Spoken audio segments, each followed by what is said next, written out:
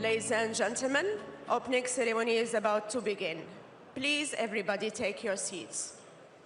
السيدات والسادة، الرجاء من الجميع الجلوس في أماكنكم. حفل الافتتاح على وشك البدء.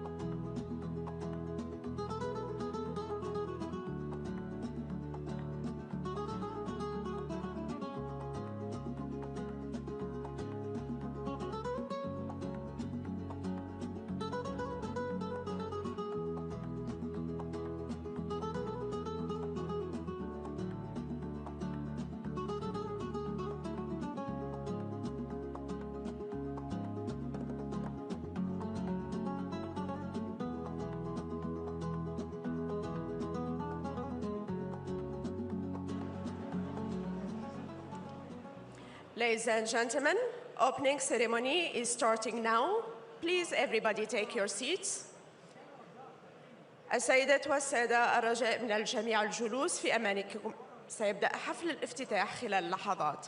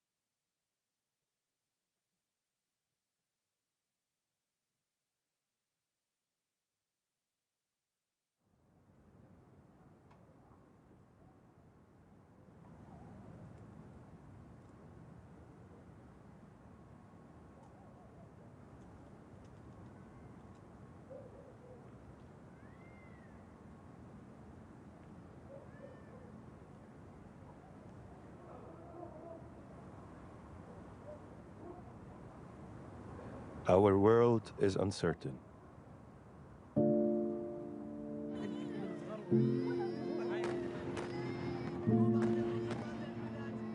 Justice.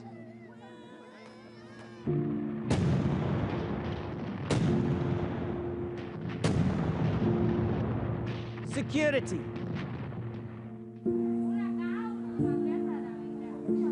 Prosperity.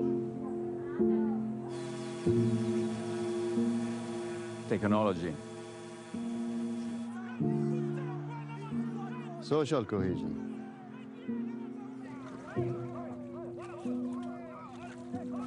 All are being tested. By division, mistrust, And our ability to act. وقدرتنا على التصرف. How can we move from promises كيف to يمكننا progress? أن ننتقل من الوعود إلى التقدم؟ Real change delivers safety. التغيير الحقيقي يحقق السلام، opportunity and goodwill. الفرص والنوايا الحسنة. In a world of fragile bonds and shifting في عالم power. يشهد علاقات هشة وموازين قوى متغيرة، يمكن للشراكات أن تحول الحوار إلى أفعال. بالدبلوماسية حيث يستسهل الخصوم استخدام السلاح. Diplomacy can move us forward. يمكن للدبلوماسية أن تساعدنا على المضي قدما. Justice can be more than just a promise. يمكن للعدالة أن تكون أكثر من مجرد وعد.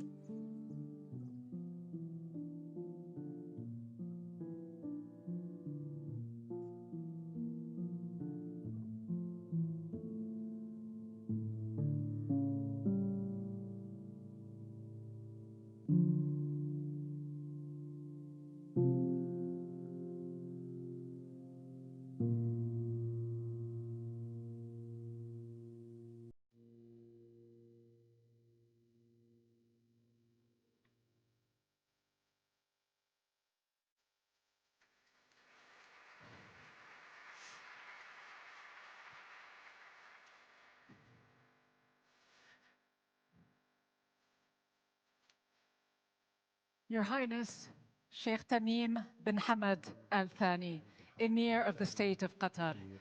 Your Excellency Sheikh Mohammed bin معالي الشيخ محمد بن عبد الرحمن بن جاسم آل ثاني، رئيس مجلس الوزراء وزير خارجية دولة قطر، رؤساء الدول والحكومات، سعادة الوزراء، الضيوف الموقرين، أصحاب السعادة، السيدات والسادة، أصدقائي الأعزاء، مرحبا بكم من القلب في منتدى الدوحة. أنا غيدة فخري، وأنه لمن دواعي شرفي أن أعود إلى هنا معكم بينما نواجه عددا من التحديات الأكثر إلحاحا في هذه الحقبة. إن موضوع منتدى الدوحة لهذا العام هو ترسيخ العدالة من الوعود إلى الواقع الملموس. إنه موضوع آني وفي الوقت ذاته ضروري جدا. نحن نلتقي في نقطة مفصلية، نقطة تستوجب أكثر من الوعود والإعلانات، إنها تستوجب الشجاعة والقناعة والصراحة. الصراحة بشأن العالم الذي نعيش فيه والمستقبل الذي نريد أن نبنيه. العدالة لن تتقدم إذا بقيت من المثل العليا المكتوبة على الورق. يجب أن تتحول إلى مسؤولية مشتركة وإلى التزام جماعي يترجم إلى نتائج ملموسة وإلى إصلاحات واقعية. إذا أردنا أن نفكك انعدام المساواة البنيوي، إذا أردنا منظمات عالمية تخدم جميع الدول وجميع الشعوب وليس فقط الأكثر قوة، إذا كنا نريد المحاسبة وليس الإفلات من العقاب، يتعين علينا أن نتحدى الوضع الراهن وأن لا نقبل به. يتعين على القادة أن يحترموا القواعد التي وعدوا بإنفاذها لكي يحرصوا على أنه ما من دولة فوق القانون الدولي، وعلى أن كرامة الإنسان تبقى أعلى من الملائمة السياسية وغيرها من المصالح. الدول الأصغر حجما في أوروبا وفي الجنوب برهنت لنا عن أمر بالغ الأهمية. لقد برهنت لنا أن المحاسبة لا تحتاج لإذن، برهنت لنا أن العدالة لا تحتاج لتأييد أحد، بل تحتاج إلى المساواة السيادية وإلى الشجاعة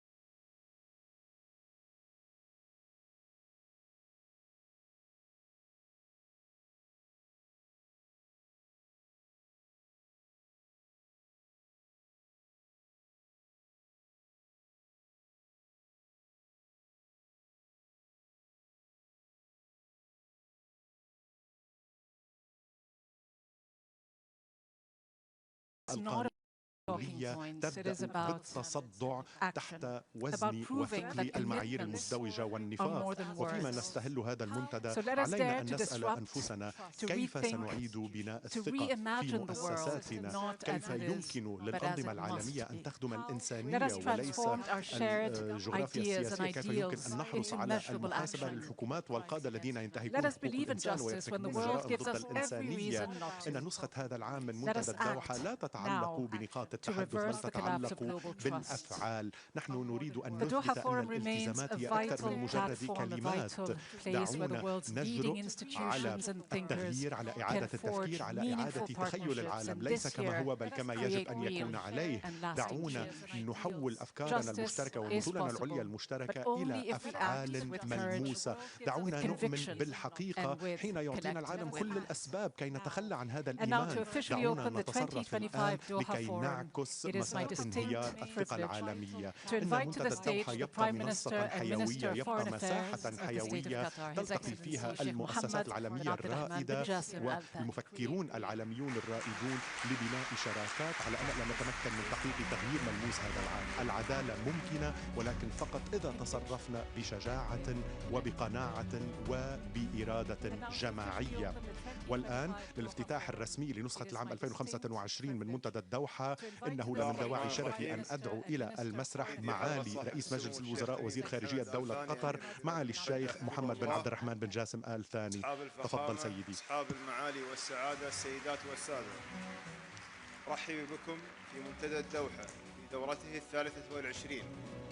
هذه المنصة العالمية الرائدة التي تجمع صناع القرار وقادة الفكر والخبراء من مختلف أنحاء العالم. بسم الله الرحمن الرحيم. وتشكل مساحة مؤثرة حضرة صاحب السمو الشيخ حول التحديات الكبرى أمير البلاد المفدى حفظه الله حلول عملية لها. أصحاب الفخامة، أصحاب المعالي والسعادة، السيدات والسادة، ترسيخ العدالة بكم من منتدى الدوحة دورته 23، وهو عنوان يعكس هذه المنصة العالمية الرائدة التي تجمع صناع القرار بين وقادة الفكر والخبراء من مختلف أنحاء العالم في كثير من الأحيان، وتشكل مساحة مؤثرة للحوار حول التحديات الكبرى وصياغة حلول عملية لها. ويستبدل فيه القانون. ويأتي المنتدى هذا العام تحت عنوان ترسيخ العدالة من الوعود إلى واقع ملموس، وهو عنوان يعكس حقيقة نلمسها جميعا، إن الفجوة بين الخطاب والممارسة تتسع، وإن العدالة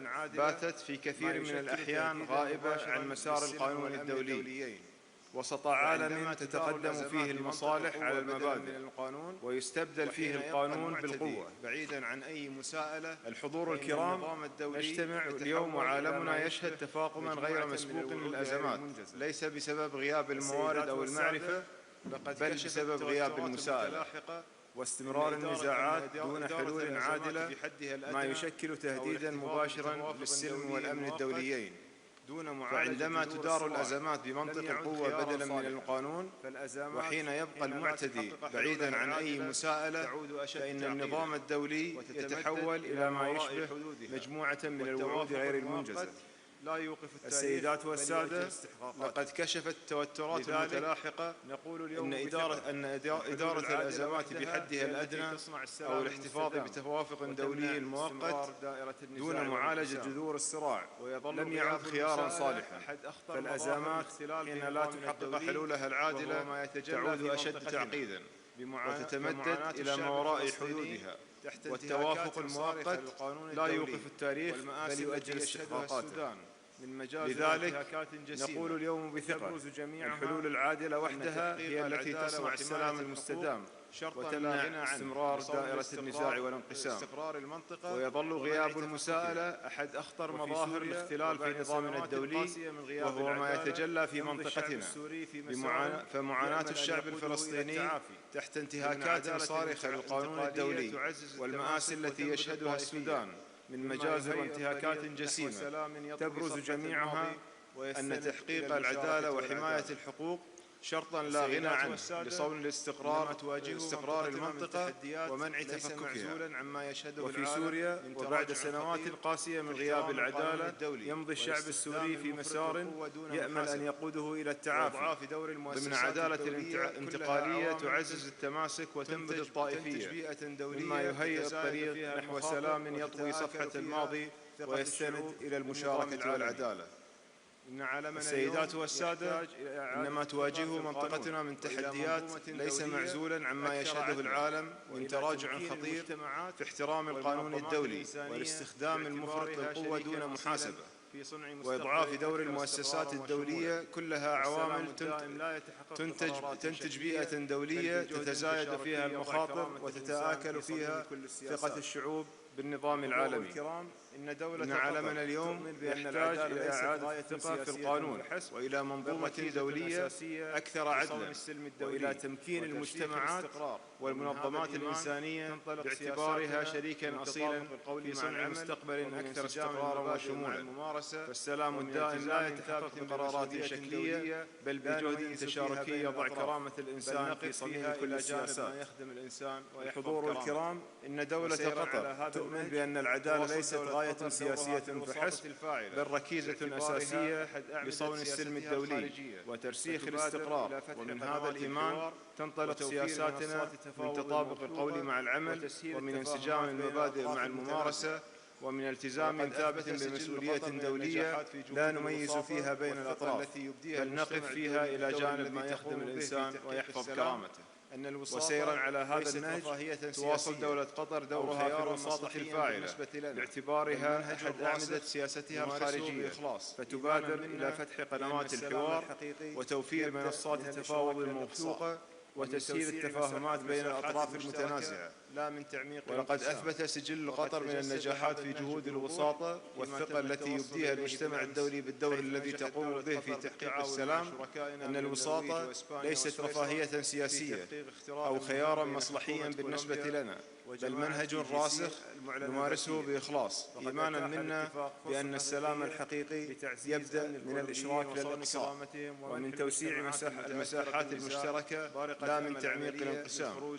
وقد تجسد هذا النهج بوضوح فيما تم التوصل إليه بالأمس، حيث نجحت دولة قطر بالتعاون مع شركائنا من النرويج وإسبانيا وسويسرا في تحقيق اختراق مهم بين حكومة كولومبيا وجماعة EGC المعلنة ذاتيا.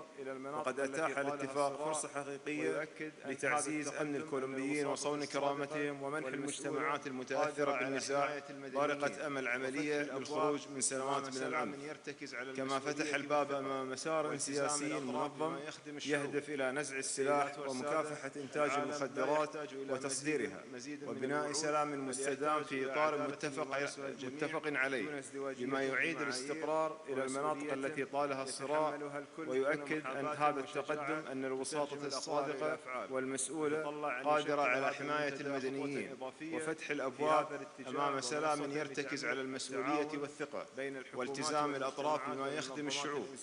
السيدات والسادة، العالم لا يحتاج إلى مزيد من الوعود بل يحتاج إلى عدالة يمارسها الجميع دون ازدواجية في المعايير ومسؤولية يتحملها الكل دون محاباة وشجاعة تترجم الأقوال إلى أفعال. أتطلع أن يشكل هذا المنتدى خطوة إضافية في هذا الاتجاه ومنصة لتعميق التعاون بين الحكومات والمجتمعات والمنظمات الإنسانية من أجل مستقبل أكثر إنصافاً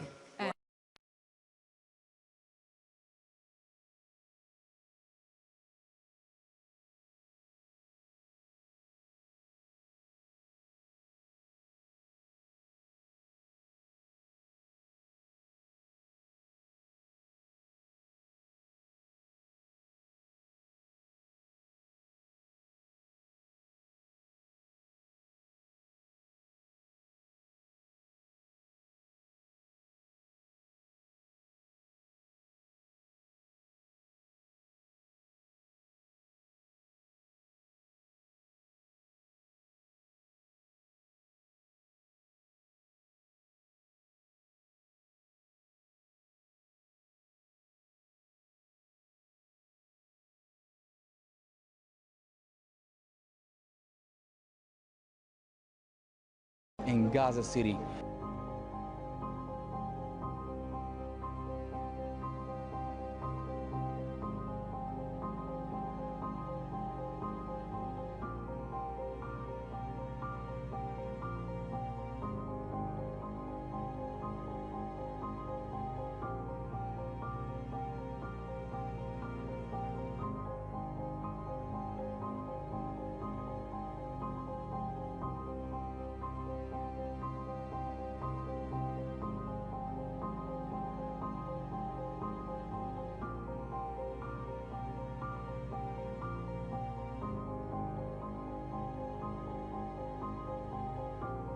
Educating Afghanistan's next generation is still a major challenge. More children are going to school than a decade ago, but many girls in remote areas are still being denied an education.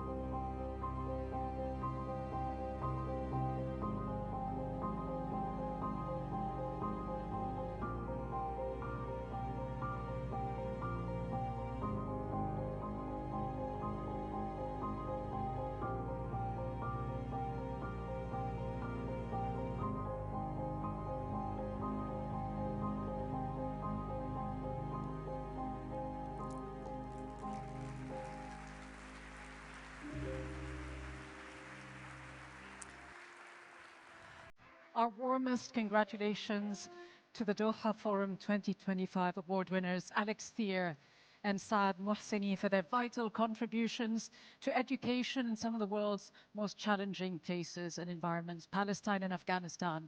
But for the past 20 years, they have also helped create innovative programs across South and Central Asia and the Middle East through the companies they have led, reaching millions of people in need. It is now my distinct honor to invite His Highness Sheikh Tamim bin Hamad Al Thani, Emir of the State of Qatar, to present the awards to this year's worthy recipients.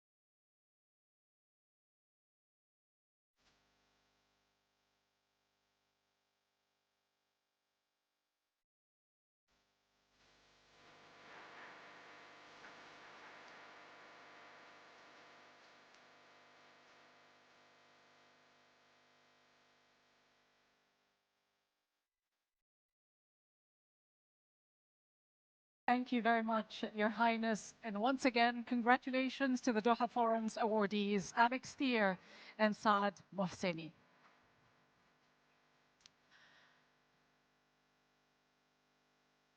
Now, we have a rare opportunity to hear from a man who has helped build our digital world. A titan of technology, he co-founded Microsoft and made personal computing mainstream. Over the last decade, he has shifted from building technology to shaping the world's most urgent debates, from public health and climate change to AI, reminding us that these are not distant threats, but immediate emergencies that affect the lives of millions of people across the world. Today, as he continues to push for reforms in our global conscience, he may matter even more for what he says than what he does. As chair of the Gates Foundation, he is writing its boldest chapter yet. He announced this year a $200 billion commitment over the next 20 years, with the foundation set to close its doors in 2045. So now is the window of opportunity to focus on the world's most pressing challenges while there is still time. He is unafraid to provoke debate ahead of COP30 in Brazil. He emphasized that climate strategy must first prioritize saving lives and reducing poverty, not just cutting emissions. And he has warned that AI, while transformative, must be developed with clear-eyed focus on true value. How did he do it all, and what can the rest of us learn from his remarkable journey? Please join me in welcoming our keynote speaker, Bill Gates.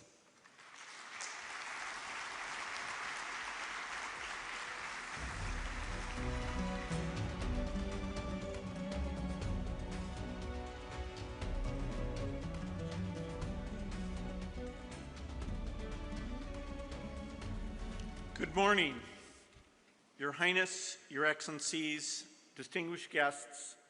Thank you. It's great to be back in Doha. Also, congratulations to the fantastic winners of this year's award. Both of those individuals are incredible exemplars and work with organizations that we support.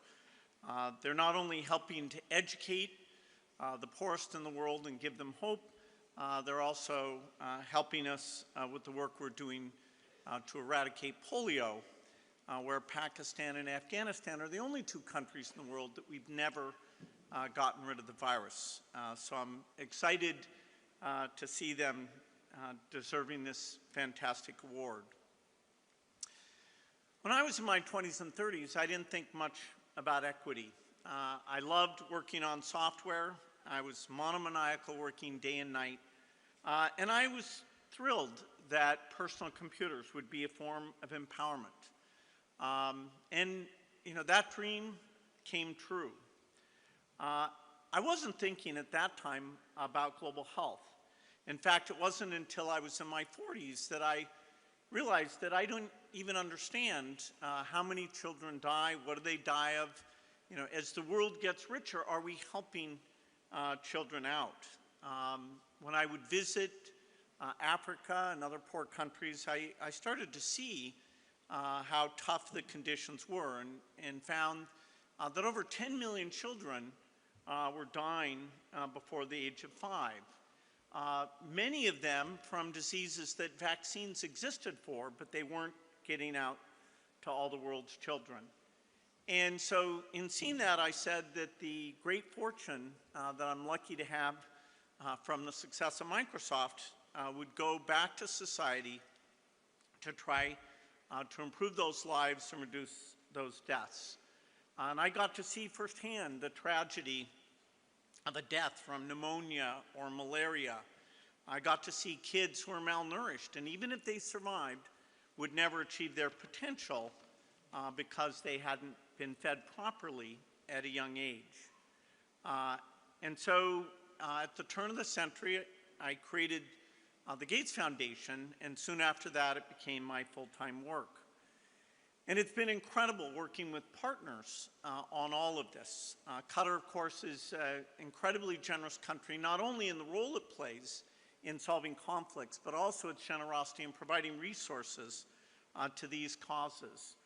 So many groups have come together to achieve what I consider a miracle, which is that the number of children dying every year went from 10 million to below 5 million a year.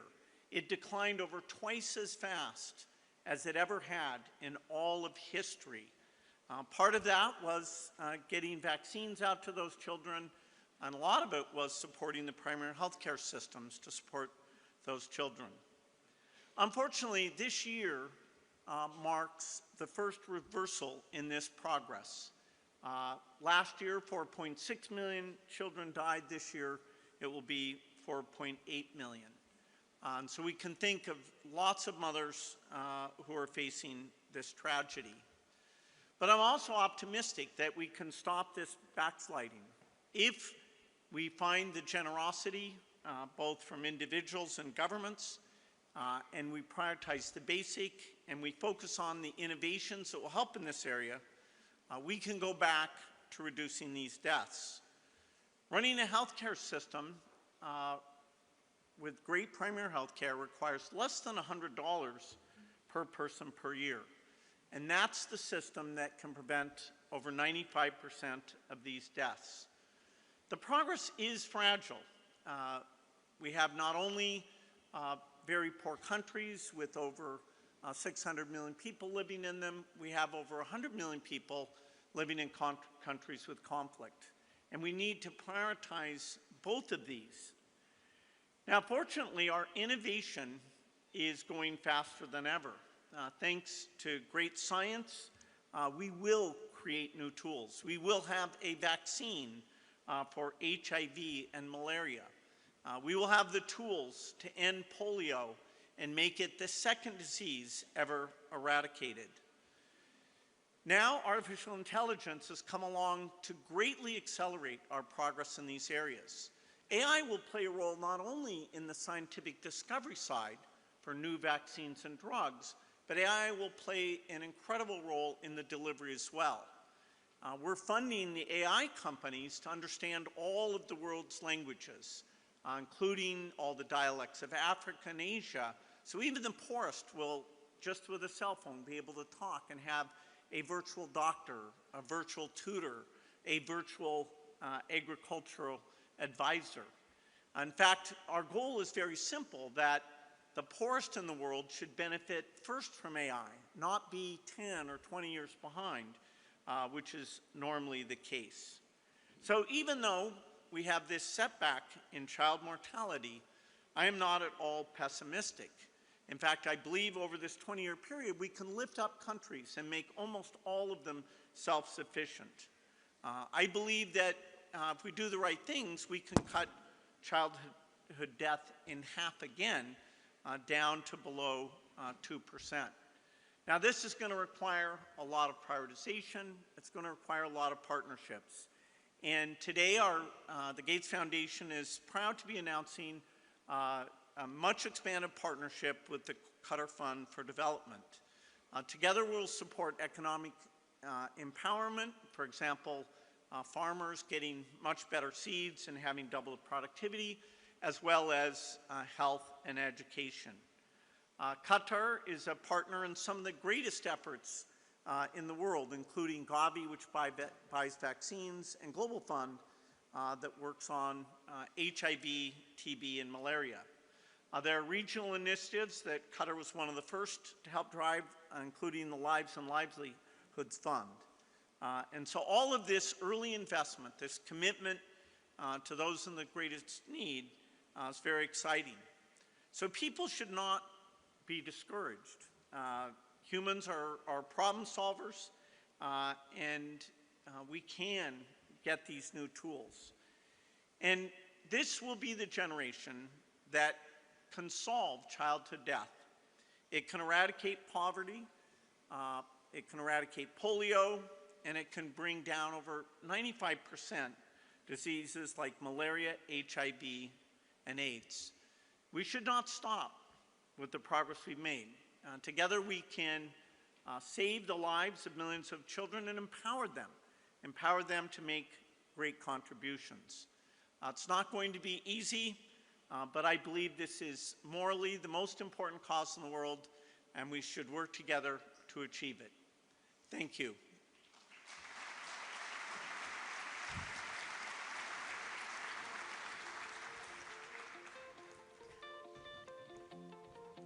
Thank you very much indeed, Bill Gates, for this powerful rallying call. Together we can save lives, the lives of millions of people across the world, as you say. And thank you for sharing some of the tips and the advice that you have for those of us still young enough to dream big and ambitious enough to not just follow in your footsteps, but one day perhaps even take up the mantle.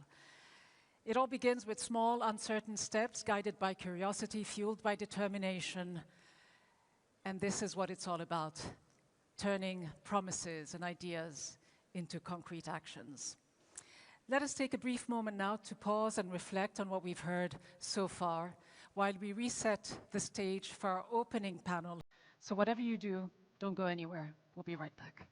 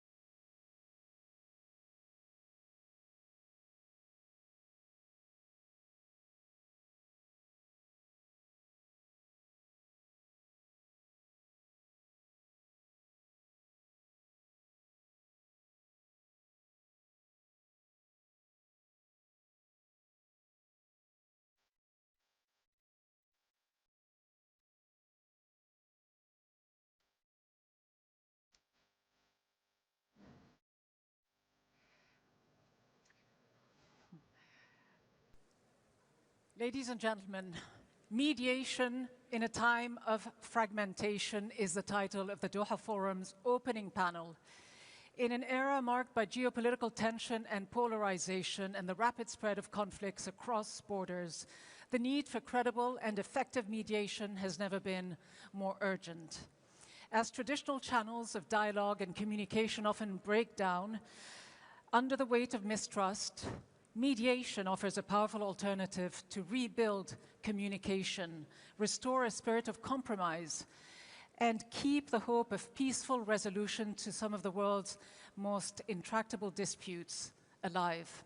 It is often up to smaller nations, those without the burden of great power rivalry, to bridge the divides by offering a neutral space for negotiation, investing heavily in diplomacy, and maintaining open lines of communications with everyone. This session looks at how diverse actors, large and small, can help knit back together a world that feels increasingly fragmented. Please join me in welcoming our moderator for this session, CNN's Christiana Manpour, and our distinguished panelists, His Excellency Sheikh Mohammed bin Abdurrahman bin Jassim Al Thani, Prime Minister and Minister of Foreign Affairs of the State of Qatar, Her Excellency Kaya Kallas, High Representative for Foreign Affairs and Security Policy and Vice President of the European Commission, His Excellency Hakan Fidan, Minister of Foreign Affairs of the Republic of Turkey, and last but not least, His Excellency José Manuel Alvarez, Minister of Foreign Affairs of Spain. Welcome to you all.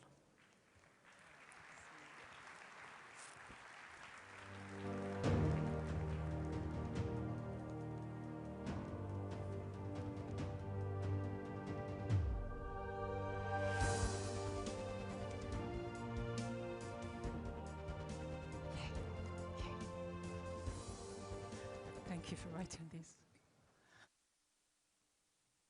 Sound is on? Yeah, okay. Welcome to this first opening panel, and a really good one, because it's all about mediation in this era of fragmentation and obviously of still raging wars. So there's a lot going on, including the latest US national security strategy that's just been released, and we're going to talk about all of this, how it affects all of you and all of this. Can I ask you first, Foreign Minister, since we're here and you're hosting us? You have written that, you know, as a small state, or rather foreign policy writes this about you, surrounded by larger powers in a turbulent region, Qatar has long excelled at projecting influence through soft power and cultivating global clout via non-military means. Is that the aim? What's your response to that? Well, I think they should be on, yeah. I think, you know, overall, if you look at you know, the region in general, it's not an easy region. It has like a lot of history that kept this region with very heavy baggage. And what Qatar, you know, the way Qatar is situated as a small nation among bigger nations, we have also to make sure that our region is prosper, our region is stable, and basically our national security stands on the stability of the region. But as a small nation, we cannot become a superpower by military, but of course by, you know, reaching out through diplomacy, reaching out through investment, through partnerships. That's what creates really the footprint of the state of Qatar. And we believe as small states, we have a role to play as, you know, contributing to the stability of the region, but contributing also to the stability of the world. And what happened with us distinguishing Qatar in mediation, it wasn't like an occasional thing. It was a product of our geopolitical situation. That's why we are always aspiring to settle conflicts through mediations. And we have seen this fragmented world today. It's more and more needed, the role of those small countries. And just quickly before I move on, there are some in the world who will say, why does Qatar host Hamas, for instance, negotiators, or has supported in terms of, you know, money and things like that in the past? Why does it, you know, host the Taliban? Why does it host, you know, many parties and you know, peoples that some would consider terrorists or bad actors? Can you give the world the rationalization for that part of mediation? Well, when we are talking about mediation, mediation is a conflict between parties. And if those parties are, normally if you have like state actors, this is like always sounds normal sometime. But in our region, unfortunately, it's between states and non-state actors. And those non-state actors, if we don't keep the open channels with them, then none of those conflicts can be resolved. And this has been demonstrated and proven throughout the last few years. If you look at what we have achieved by ending the longest war in the modern American history between the US and Afghanistan, hosting the office of Taliban was for a single purpose, to facilitate this mediation efforts. And these mediation efforts remained for almost like more than 7 years in order to achieve to that result. On Hamas also, when you look at it, there is you know, all the outcomes that we have seen throughout 23, 24, and 25 reaching to the peace deal was only happening because of this open communication. Qatar is criticized for, you know, hosting them just, you know, for some very short-term political goals. Unfortunately, those people who are criticizing Qatar, those are the same people who are in need for countries like Qatar to have an open channel with those non-state actors. And at the end of the day, Qatar provide the platform, provide the forum for those parties to talk. It doesn't mean that we are taking one side or the other. Our role is to make sure that the dialogue is ongoing and the dialogue coming out with a positive outcome or constructive outcome that ends the conflict and ends the humanitarian suffering. Kaya Kallas, High Representative for Foreign Affairs of the EU and Vice President of the EU. You recently wrote a column describing spinning a globe in your office and feeling as though the international order stands on the brink of collapse. But then you write, the reality is that things are not as bad as they seem. How so? First, I want to start commending Qatar for their mediation efforts. I think, you know, Gaza we talked about, but also Afghanistan, Great Lakes, Sudan. I think in these times where we have more conflicts than ever before, over 60 wars going on in the world, we need mediation on different levels, and Qatar here plays a very, very important role. So thank you for that. Yes, if we look at the bigger picture, I think for all of us, what was the introduction of this forum as well, the international law is the one that we should stick to, because this is rules that protect the majority of the countries in the world, which are small countries. The set of rules and principles that we have agreed to, and we need to stick to them as the core principles to defend them in order to prevent wars also in the future. So one is to mediate about the conflicts that are going on, but also the other part is also the prevention of future conflicts. Obviously, the key ally to, frankly, everybody is the United States of America. Clearly, they've given Qatar recently, because of the attacks by Iran and Israel, a security guarantee. But they've also been the backbone of the transatlantic alliance. So I don't know whether you've read the latest national security strategy that dropped just over the last 24 hours. It definitely didn't treat you as friends. And I just wonder how you think this. Am I reading it wrong? Do you think that it's just trying to tell you to stand on your own 2 feet a bit more? Or are you essentially being censured? Let me just read a little bit. Depicts Europe as facing civilizational erasure at the hands of immigrants and its mainstream leaders, such as yourself, Foreign Minister. It says the United States will cultivate resistance to Europe's mainstream leaders, and asserts that many of their governments, quote, trample on basic principles of democracy to suppress opposition. I was at the Munich Security Conference when I heard Vice President J.D. Vance initiate this kind of strategy by the new US administration. So I'm wondering, you know, all these months later, I'm going to ask you first as High Representative and then you, Foreign Minister, what do you make of this? I mean, Europe's the enemy, you're the enemy. No, I didn't read it like this. I actually read the European part. I haven't read the rest of it. Of course, there's a lot of criticism, but I think some of it is also true. If you look at Europe, it has been underestimating its own power towards Russia, for example. I mean, we should be more self-confident. That's for sure.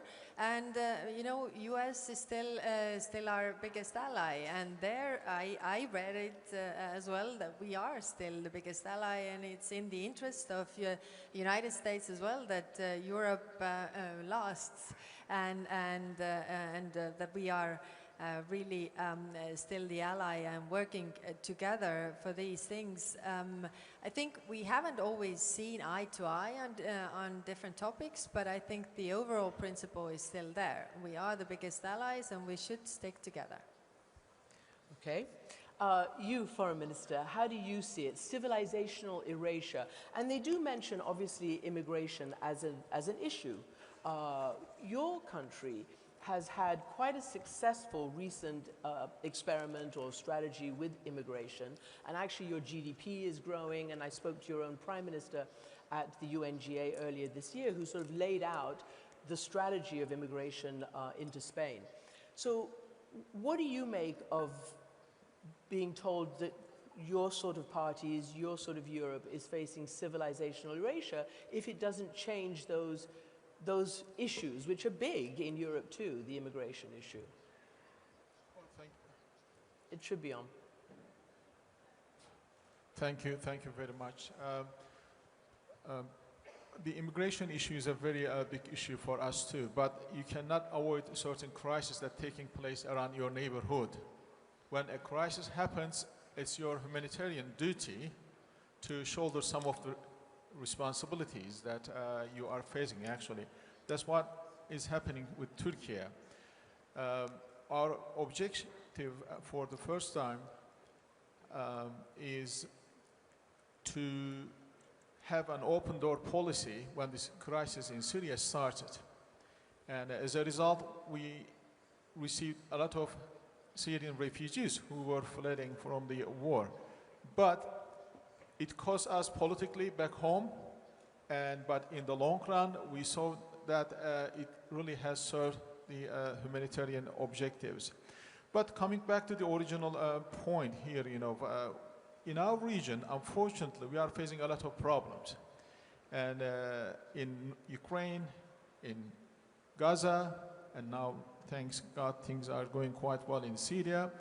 What Mr. Trump and his team is trying to do in our region in terms of mediation and peace activities, I think it is largely overlapping the Turkey's objective and our interests, because right from the beginning, we have asked for ceasefire in Ukraine. We have asked for ceasefire in Gaza. We have, you know, asked an international cooperation in Syria to bring stability, because we took hard lessons from refugee crisis that we face past decade. You know, when we mediate problems in our region, we might end up with less human suffering, including refugee crisis. So I clearly need a new prescription for my glasses, because Foreign Minister Alvarez is over there, and you're Foreign Minister Fidan, but you answered that spectacularly. So let me ask you, I'm going to ask you now, do you only have one mic between you? There is only one, but we are very good friends. But that's Spanish good, and that's good. Turkey, that's so a brilliant we can share it. ingredient for mediation. So let me ask you then, because mediation is hugely important now in a war that threatens Europe. This new strategy describes Russia as an adversary. Does not describe Russia as an adversary, but it does say that an expeditious cessation of hostilities in Ukraine is a core interest of the United States. The goal of a peace deal would be to re-establish strategic stability with Russia and to enable Ukraine's survival as a viable state. How do you read that, given the current negotiations that are going on to try and end this war? You know, when you're a European, you are constantly asked for what the President of the United States says or what is the foreign policy of the United States. And I think that what we should really be interested right now in Europe is what we can do in this very challenging moment in world history, in which for some countries, one of them is Russia, war has become a normal tool of foreign policy. It's not the only one. In the Middle East, Israel thinks exactly the same way. We think the opposite. We stick to the UN Charter. We think that war is not a way of settling disputes among people or states, and above all, that a war of aggression cannot have reward. What is at stake right now in Ukraine is, of course, the sovereignty and the territorial integrity of Ukrainian people, which is already huge. We are talking about a democratic state with a democratically elected government. But we are going to design with whatever peace will come one day, and I'm sure that there is a future in peace for the Ukrainian people, we are to design the future security scheme of Europe and also of the world. If a war of aggression has a reward, tomorrow's war, and certainly tomorrow's Europe, is going to be more unstable. No one will be out of the risk of waking up and realizing that a strong neighbor wants a part of its sovereignty or of its territorial integrity. So we welcome the efforts of peace of the President of the United States. We think it's good. We have been asking for peace since the very beginning. If it was up to us, the Europeans, or to the Ukrainians, this war would have not started. We want peace.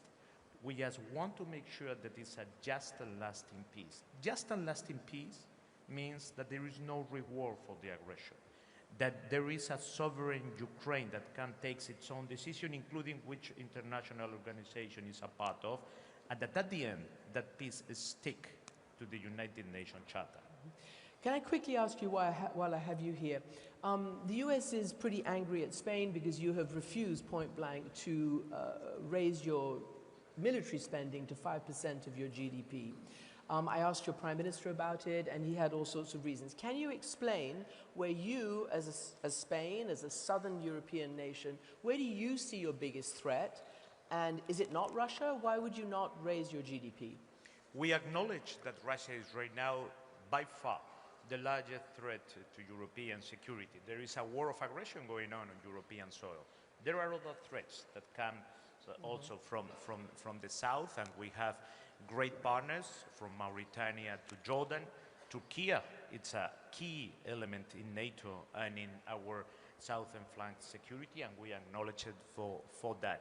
Spain is a reliable ally in NATO, and it's a vital ally in NATO. We have a historical deployment of soldiers, aeroplanes, ships in the eastern flank. It's more than 2,000 soldiers. The air security of the Baltic states is guaranteed also because of our aeroplanes. We've been in Iceland. We are right now in Latvia, in Lithuania. We have soldiers in Slovakia, in Romania, and we are going to meet, as we have always done, all the commitments that NATO has asked to Spain when it comes to capacities. The only thing is that we can do that with 2.1% of our GDP. We don't need to do it with 5%. So the important is not how much you're spending, is are you giving the capacities that you are being asked for the organization? Yes, we are doing it. And our deployment is at our historical height. Foreign Minister Al-Thani, part of the national security strategy that just came up, basically a line said that Washington's, and I don't know, I hope I don't get this wrong, but Washington's hectoring of Gulf monarchies has got to stop. How do you, I mean, that must be welcome to your ears, obviously, because it doesn't really talk about human rights and democracy, but it does talk about a lot of what we know that President Trump has always talked about, which is the economy, investment, business, transactions, those kinds of things. You've sat with a lot of US negotiators. You recently, most recently over the Israel ceasefire in Gaza with Jared Kushner and Steve Witkoff. How does that type of negotiation differ from potentially your interlocutors before? Well, actually, it's first of all, I think that each conflict has its own nature, and we cannot compare like what's the mediation, for example, between the U.S. and Afghanistan to the mediation between Israel and Hamas, and that happened recently. And basically, what we have seen as a challenge in the recent mediation in Gaza was that there were only the U.S. as part of mediation. They were only talking to one party, which is the Israelis. But in the recent rounds of the negotiations, they started engaging with both parties, which has helped us in making breakthroughs in these negotiations and achieving the ceasefire at that time. The difference, of course, between one administration to another, it's been always there. Like, it's not you cannot see one method that's followed by every administration. But what we have seen throughout the mediation process is an engagement and a willingness to push to the finish line, to get it done, and not to keep it open. Now, we are at a critical moment. It's not yet there. So it's what we have just done is a pause. We cannot consider it yet a ceasefire. A ceasefire cannot be completed unless there is a full withdrawal of the Israeli forces, there is stability back in Gaza, people can go in and out, which is not the case today. Right now, us as Qatar, Turkey, Egypt, together with the United States, we are getting together in order to force the way forward for the next phase. And this next phase is just also temporary from our perspective, because at the end of the day, if we are looking at, if we are just resolving what happened in Gaza, the catastrophe that happened in the last 2 years, it's not enough, because there is a root for this conflict. And this conflict is not only about Gaza, it's about the West Bank, it's about the rights of the Palestinians for their states. So we are hoping that we can work together with the US administration to achieve this vision at the end of the day. It's not easy, it will have a lot of challenges, it will face a lot of attacks, but we will keep pushing in order to find at the end of the day a long-lasting solution that provides justice for both people. In the ceasefire agreement and in the 20-point plan for Israel-Gaza, there was an indication that there would be an effort to move towards a Palestinian state.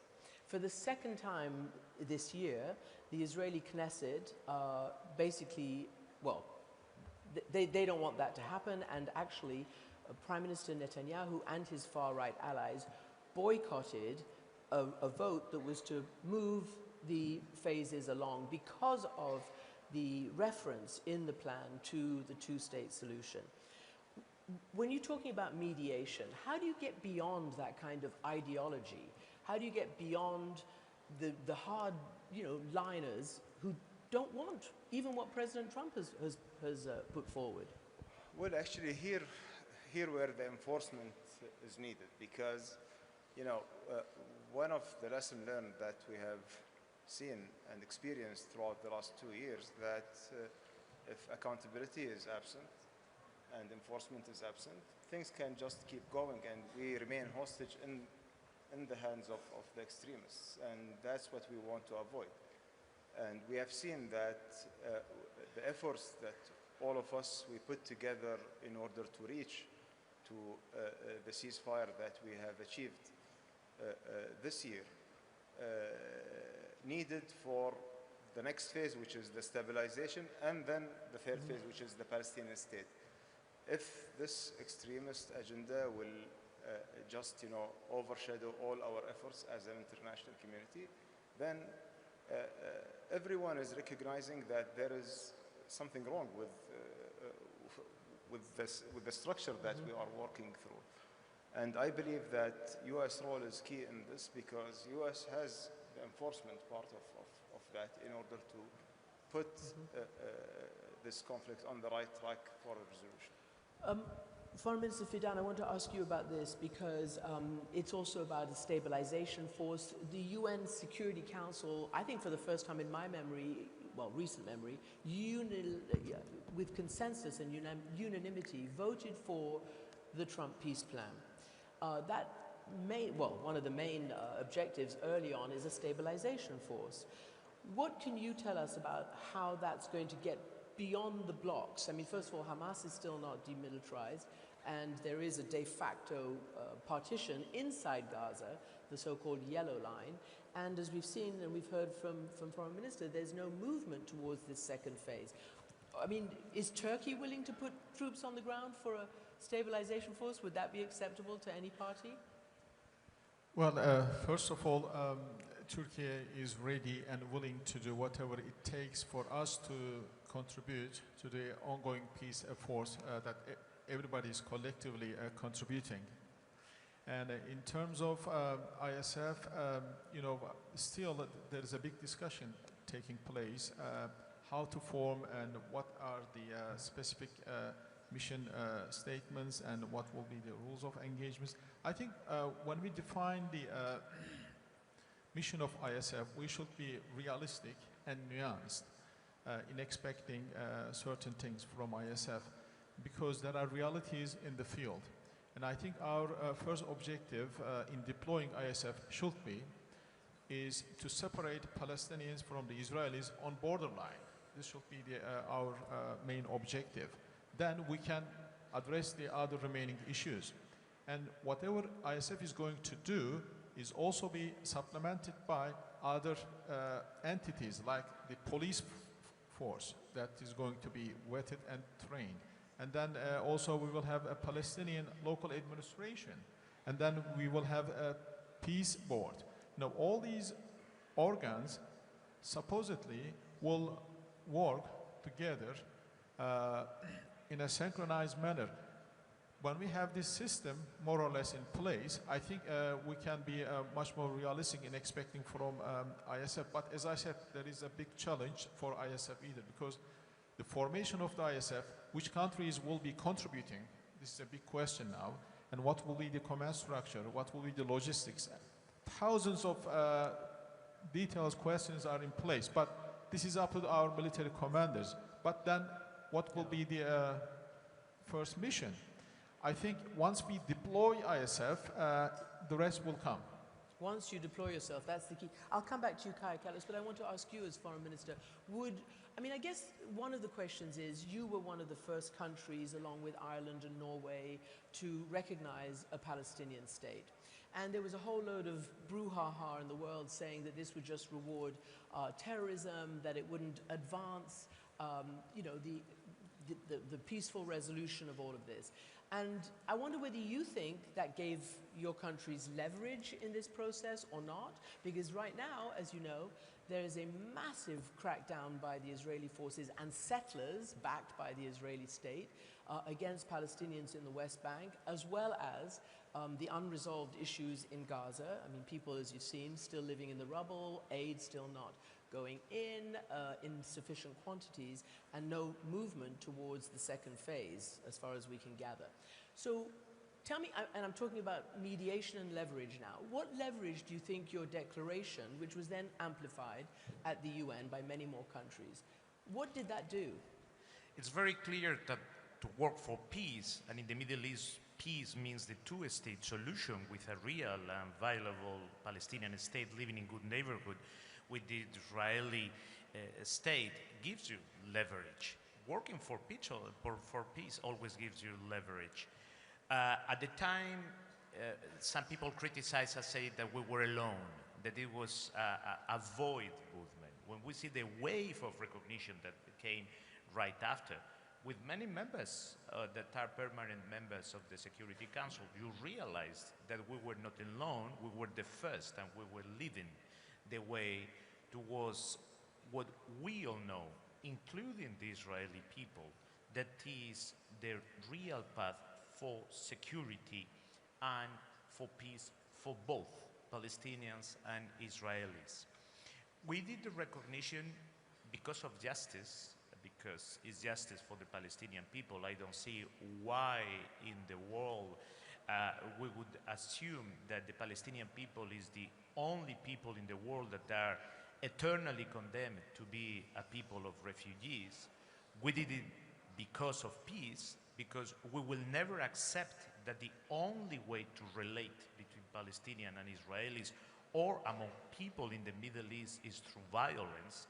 Why we Europeans could create the European Union, and instead of making war with your neighbor, and it was the border was almost a curse for us in Europe, and we turned it into cooperation. Why it couldn't be the same thing in the Middle East? We are also in favor of normalization of relation of the Arab countries with Israel. And we did it also because of pure humanity.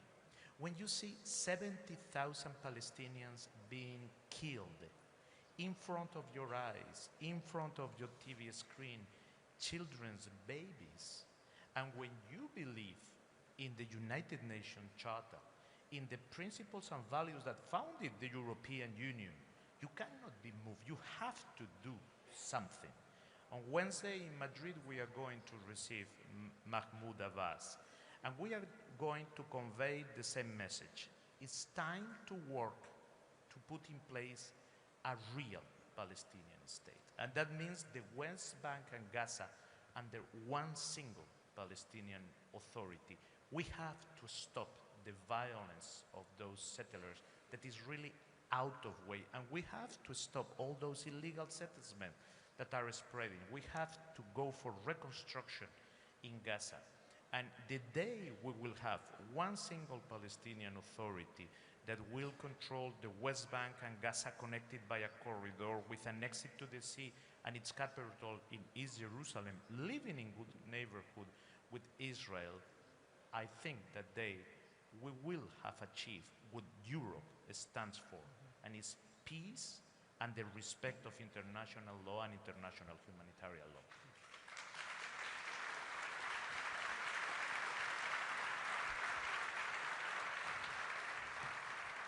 Kaya Kallas, can I ask you, we're going back to the European war right now, or the war on the European continent. The 28-point plan that President Trump put forth a couple of weekends ago was vigorously amended or discussed by Europe and Ukraine.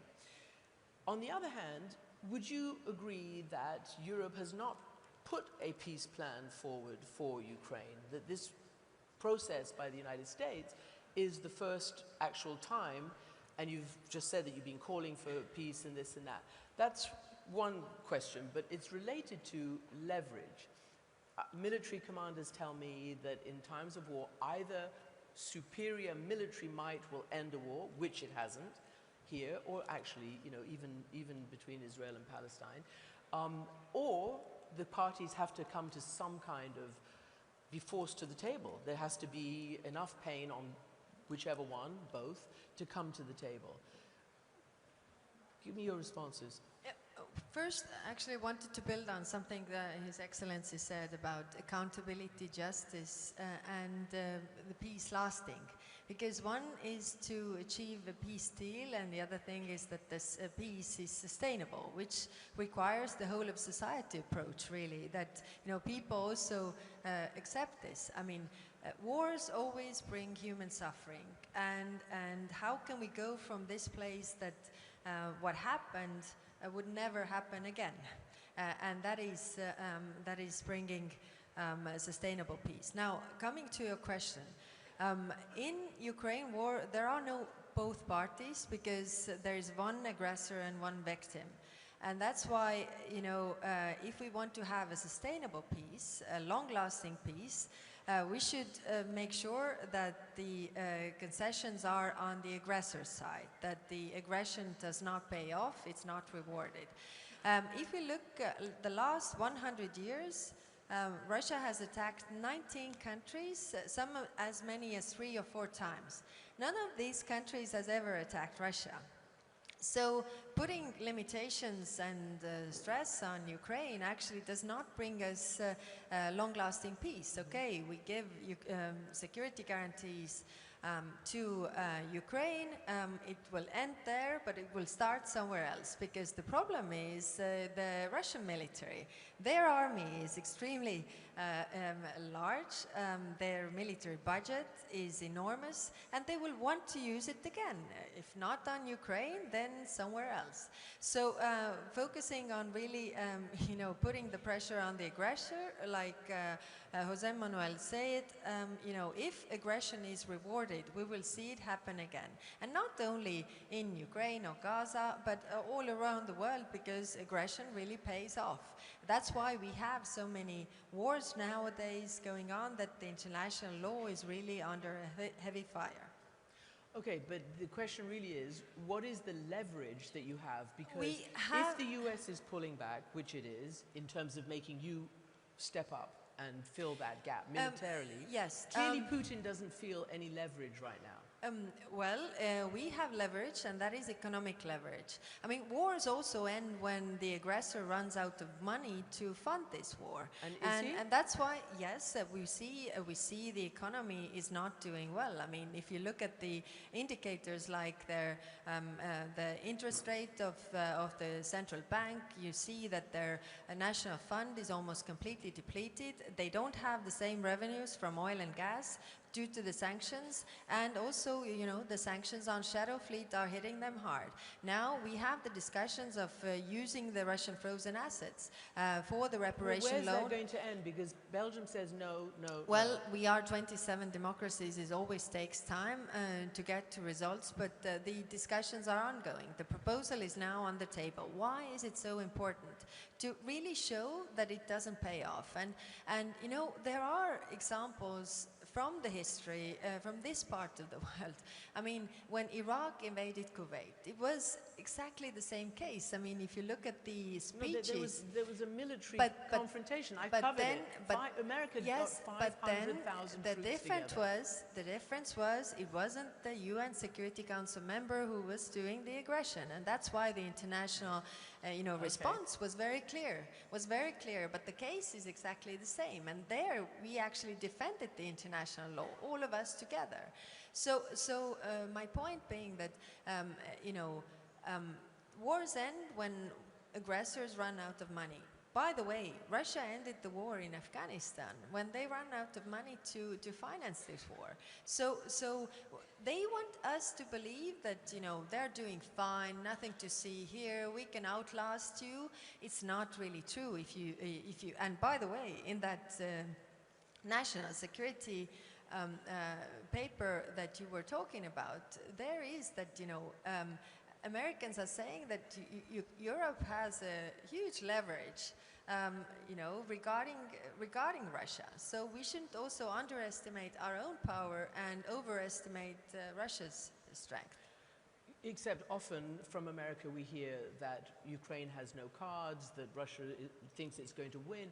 I mean, what does that do in terms of building leverage for the person you say, or the state you say, needs to be defended, which is the victim? Well, first of all, we should understand, and really, I mean, we have so many examples from the Russian negotiation tactic. I mean, this is the way they operate always. Present demands, like totally absurd demands. Like right now, they are demanding territories that they haven't been able to conquer militarily in 11 years. If you think back to 2014. So they're demanding this. Then the second is like present threats, ultimatums, which they are doing as well. And then, third level is that there will always be people in the West who will offer you something that you didn't have before. So you walk away with more than you had. We have seen this many times, and always it brings more war. So right now we should not walk into those traps, and we should concentrate on what we are doing, helping Ukraine to defend itself, pressuring Russia with the sanctions so that they would actually go from pretending to negotiate to the point where they need to negotiate. Foreign Minister Fidan, can I ask you, I think it was 10 years ago, Turkey shot down an incursion by a Russian fighter jet. And it was fine.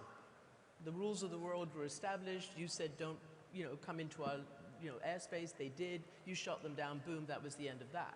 So I wonder, I know you're not Europe, maybe one day, but Russia upped the ante this week saying it's ready to wage war on Europe right now if Europe goes to war. How do you see that, and what do you think Europe should be doing to force Putin to a reasonable negotiating position? I think up until now, as Kaya has just said, I think Europe is trying to do their best to counter this aggression. On the other hand, they have started partnering with the United States. But now, in the absence of the United States, Europe is in need of finding more creative solutions to become more resilient. But I think the only viable way to go and finish this war is to engage faithfully and forcefully in peace talks. There is a good mediation is taking place at the moment. I know that Europe has every reason not to trust Russia, and also vice versa. If you listen to Russians, they have every reason not to trust anybody else, but they have their own perspectives. First of all, just the example that you cited, Christian, when we shut down the Russian airplane, later on, we needed to talk to Russians because we had different positions, opposing positions in Syria, no matter how much we were opposing each other in the field, but we knew that we needed to talk. To be able to talk, you need to have a platform, a medium to engage. And this has been what I've been advising for my Ukrainian and European friends right from the beginning, and beforehand the American friends during the Biden administration. Fighting an adversary doesn't mean that you cannot talk. You cannot talk. I think there is a huge opportunity in engaging talks, and it may not immediately stop the war. It may not immediately stop the suffrage, but certainly it helps, and it creates extra opportunities and chances for the warring parties and interested parties around the case. So that's why we really emphasize the importance of the talks right from the beginning. But I also agree with Kaya and Jose Manuel that they have every reason to be successful, and so I just hope that the American mediation that is taking place now can succeed, and we are trying to do our best to help them. Okay. And final word to you, Foreign Minister. Again, this is about mediation in a fragmented world and leverage that allows mediation to actually have some success. The Trump diplomacy is somewhat different than previous diplomacy, using a lot of business and investment and that kind of structure around it. So this is what the Wall Street Journal says. The picture that emerges is a remarkable story of business leaders working outside the traditional lines of diplomacy to cement a peace agreement with business deals. Now, whether that's Russia, Ukraine, or whether it's Israel, Palestine, I want to know what you think, sitting in this part of the world, as business being the underlying motivator for A, negotiations, and B, sweeteners for the parties. Well, I think, whenever we embark in any mediation efforts, we need to look at the destination that we are going to. In order to create a condition for a peace and coexistence, you need to show them the prosperity, you need to show them what can be built if you are building on your common interest. And trying to widen the foundation of the common interest between the parties is a key a key factor in order to achieve a successful mediation. Using the economic instruments in diplomacy is a very important thing, because basically when you have a lot at stake that you will lose if you will embark into any conflict with your neighbor or with from within, then you will think about it twice. And I think that this is a very intelligent way in order to structure mediation around interests, around common interests between the countries, between the parties of the conflicts, and supporting it by mediators, by other international actors. I believe this is our modern world today. Every country in need for economic support, economic prosperity, and I believe putting our efforts together in order to achieve peace from that angle is a very important instrument. One last question to the European at the table, lots of, but just usually it's values, it's international law. What do you think of this new kind of diplomacy and an attempt to get, knock heads together and get the sides to understand that they need to stop war? We are in a crucial moment right now in what we call in diplomacy world order. There is a change. So anyone or anything that can help to bring peace, mediation for instance, what Qatar does, it's amazing and we really commend it. It will always be welcome. We need traditional diplomacy, but if there are other ways that can bring people together, help each other to understand better, welcome. Okay. But we must make sure that we are always talking about peace that are lasting, that are just, that are for the good cause. Okay.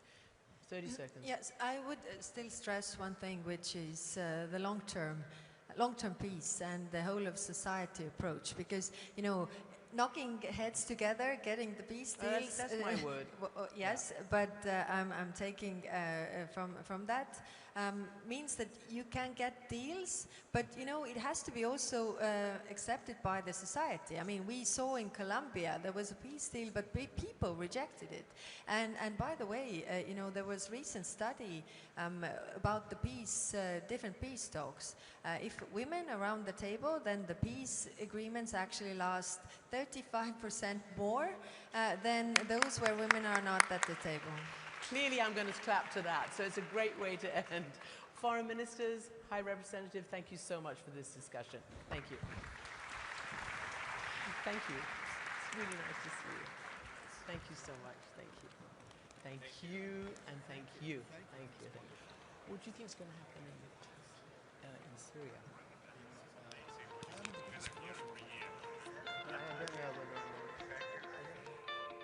Maybe not. We have to get off this. Christian, thank you very much indeed, Christian, and thank you to all of your distinguished panelists. It's always fascinating to hear from some of the world's top diplomats about how they navigate through the tricky but crucial business of negotiation and moderation. We are going to pause now for a break, time to refuel, recaffeinate, and reconnect with each other anywhere here around the forum, but don't go too far because we will be back here on stage at 11:45 for our first newsmaker interview with Qatar's Minister of State for Energy Affairs.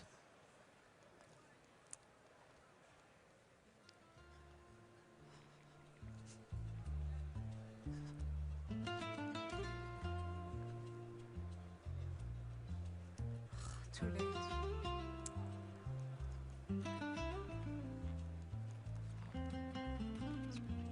Off. Switch it off. Why did she do this? Switch it off now. Off. Off now. But they should always switch it on.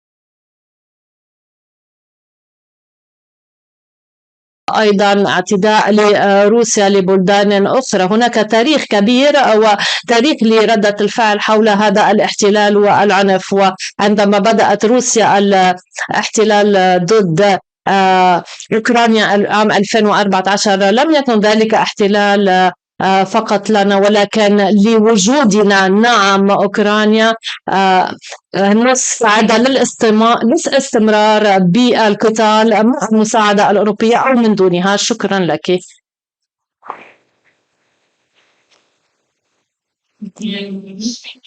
دكتور وونغ، لقد قام المتحدثون بوصف هذا الاعتداء الروسي ضد أوكرانيا كاعتداء للمبادئ والأنظمة والقوانين. شكرا سيدتي. وأيضا لمنتدى الدوحة، أعتقد بأن هذه الحرب بدأت منذ عام 2014 وهناك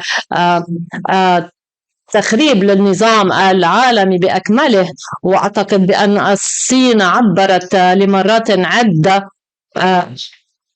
في مجلس الأمن عن طلاقه حول هذا الموضوع. وأنا ما يهمنا اليوم هو التقدم الذي نراه والولايات المتحدة التي تقوم بالحث باتجاه السلام. ولكن أعتقد بأن الحرب ل4 سنوات هناك وجود لأوروبا للولايات المتحدة للغرب. إذن يمكن لهذا النزاع أن يمتد. أعتقد بأن في العالم نحن بحاجة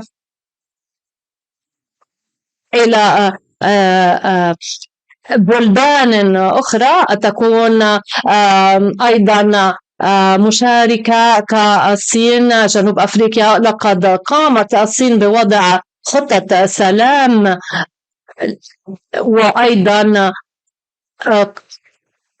قامت بإعلام أصدقاء السلام بذلك. لذلك أعتقد بأنه من الرائع والمهم جدا لهذه البلدان أن تقوم بصنع السلام وأن تتأكد من أن هناك ضمانات مهمة جدا إضافة إلى الولايات المتحدة، الصين، البرازيل وجنوب أفريقيا. لذلك أعتقد بأنه حاليا من المهم التفكير بذلك. ولكن كيف يمكن الحصول على مقاربة الأمم المتحدة على قمة السلام للأمم المتحدة وتسليط الضوء على ذلك والمحادثات ال7 أطراف والاتحاد الأوروبي أيضا، ومؤخرا أيضا السياسات الخارجية في ألاسكا وبلدان الأسرة والتي يجب أن تلعب دورا مهما للمحافظة على السلام والسلام الدائم. وأعتقد بأنه الوقت قد ملائم للأطراف للتدخل وأيضا كما تدخل الأطراف ال7 في الموضوع الإيراني. هذه أمور مهمة جدا الحصول على مقاربتين متعددة الأطراف. دعني أسألك سؤال. في الاحتفال لهذا المنتدى حول العدالة كانت هناك رسائل كبيرة والأوكرانيون بالإضافة إلى الأوروبيون يقولون لماذا هناك عدالة؟ أن تم السماح لروسيا باحتلال أرض بقوة. ما رأيك؟ أعتقد بأن ما نرى الولايات المتحدة وتقوم به الرئيس الأوكراني الأساسية وما نحن بحاجة إليه اليوم هو الوصول إلى وقف إطلاق النار. عندما نقوم بذلك من بعدها نقوم بالتوجه إلى عملية صنع السلام. وأوكرانيا والصين بالطبع شركاء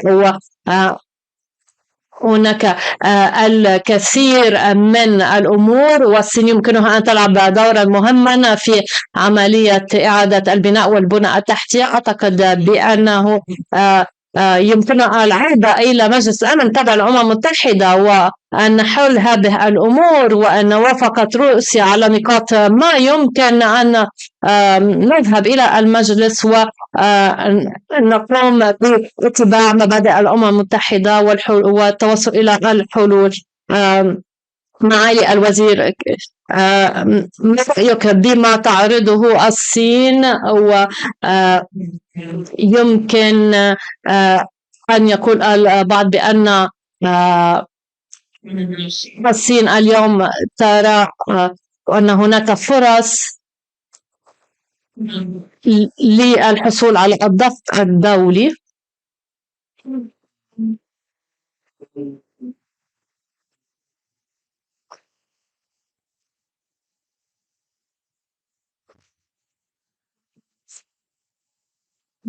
إذن كان هناك نقاش في بيجينغ منذ سنوات حول إن كانت الصين بلد محايد أو العكس يتدخل في التاريخ. الدكتور وونغ أشار إلى البلدان الغربية كعامل للدعم لأوكرانيا والعمل ضد روسيا، ولكن هناك معسكر آخر يقوم بتصعيد الاضطراب في البلدان، وأيضا تم ذكر ذلك في مناسبات كثيرة. في بعض الأحيان الصين تلعب دورا. نعم، هناك مجموعتان من البلدان، مجموعة شاطر رؤية أوكرانيا وفقا لميثاق الأمم المتحدة، ومجموعة أخرى من البلدان ترى فرصة للتغيير ولتغيير النظام. هذه أول إجابة لسؤالك، وأعتقد أن البلدان مع روسيا والصين قامت بالمحافظة على مصداقيتها مع الأعضاء الخمس. روسيا بالطبع خسرت عندما قررت في 2014 دعوة أوكرانيا إلى هذه الحرب. لذلك هناك 4 أعضاء في هذه المبادئ التي تعتبر موثوقة،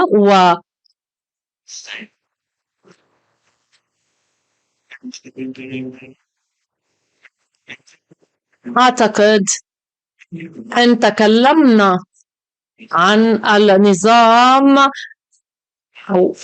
في المستقبل والمحافظة على الأنظمة الحالية مع بعض التعديلات والتحسينات. الصين يجب ضمها ويجب أن تلعب دورا فعالا، ولكن في الوقت نفسه على الأقل الإجابة الأوروبية تكون برؤية الصين تنادي بوقف إطلاق النار.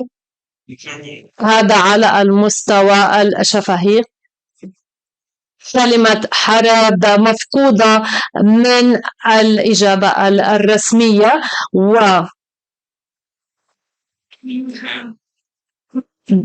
بما أنه ليس لدينا تفاهم مشترك حول ما يحصل في أوكرانيا وحول الحرب، فيكون من الصعب جدا الوصول إلى نقاش بناء.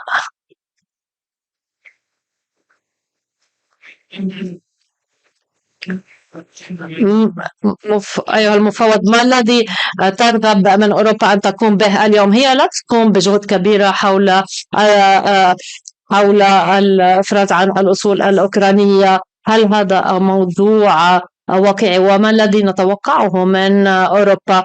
سؤال صعب جدا.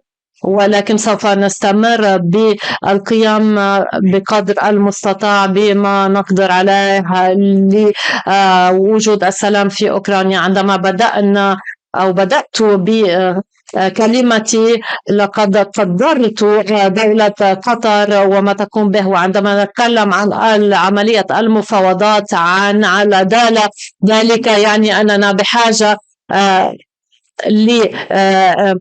إشراك كافة الأشخاص الذين يمكنهم القيام بأمور ملموسة، وليس فقط التكلم عن ميثاق الأمم المتحدة، القواعد الجديدة، الاحتمالات الجديدة، الإمكانيات الجديدة لأوكرانيا. يجب القيام ببعض الخطوات ربما صغيرة ولكن ملموسة في هذه الغرفة. يمكن أن نرى معالي الشخصيات القطرية في 2023 قمنا بافتتاح هذا الدعم للأطفال الأوكرانيين، ولكن من جهة أخرى كانت صعبة جدا، حالات صعبة. روسيا لم تقوم بترحيل أي طفل أوكراني، كانت بروباغندا أوكرانية بالنسبة إليهم. اليوم نعود مجددا بإعادة 1852 طفل أوكراني، وذلك يعني بأننا قمنا بإنقاذ كل هؤلاء الأطفال، ما يعني بأنه يمكننا القيام بكل ما نراه مراسبا كل يوم وإشراك مشاركين جدد، محاولة إيجاد حلول جديدة تكون ملموسة وليس فقط عبر التكلم.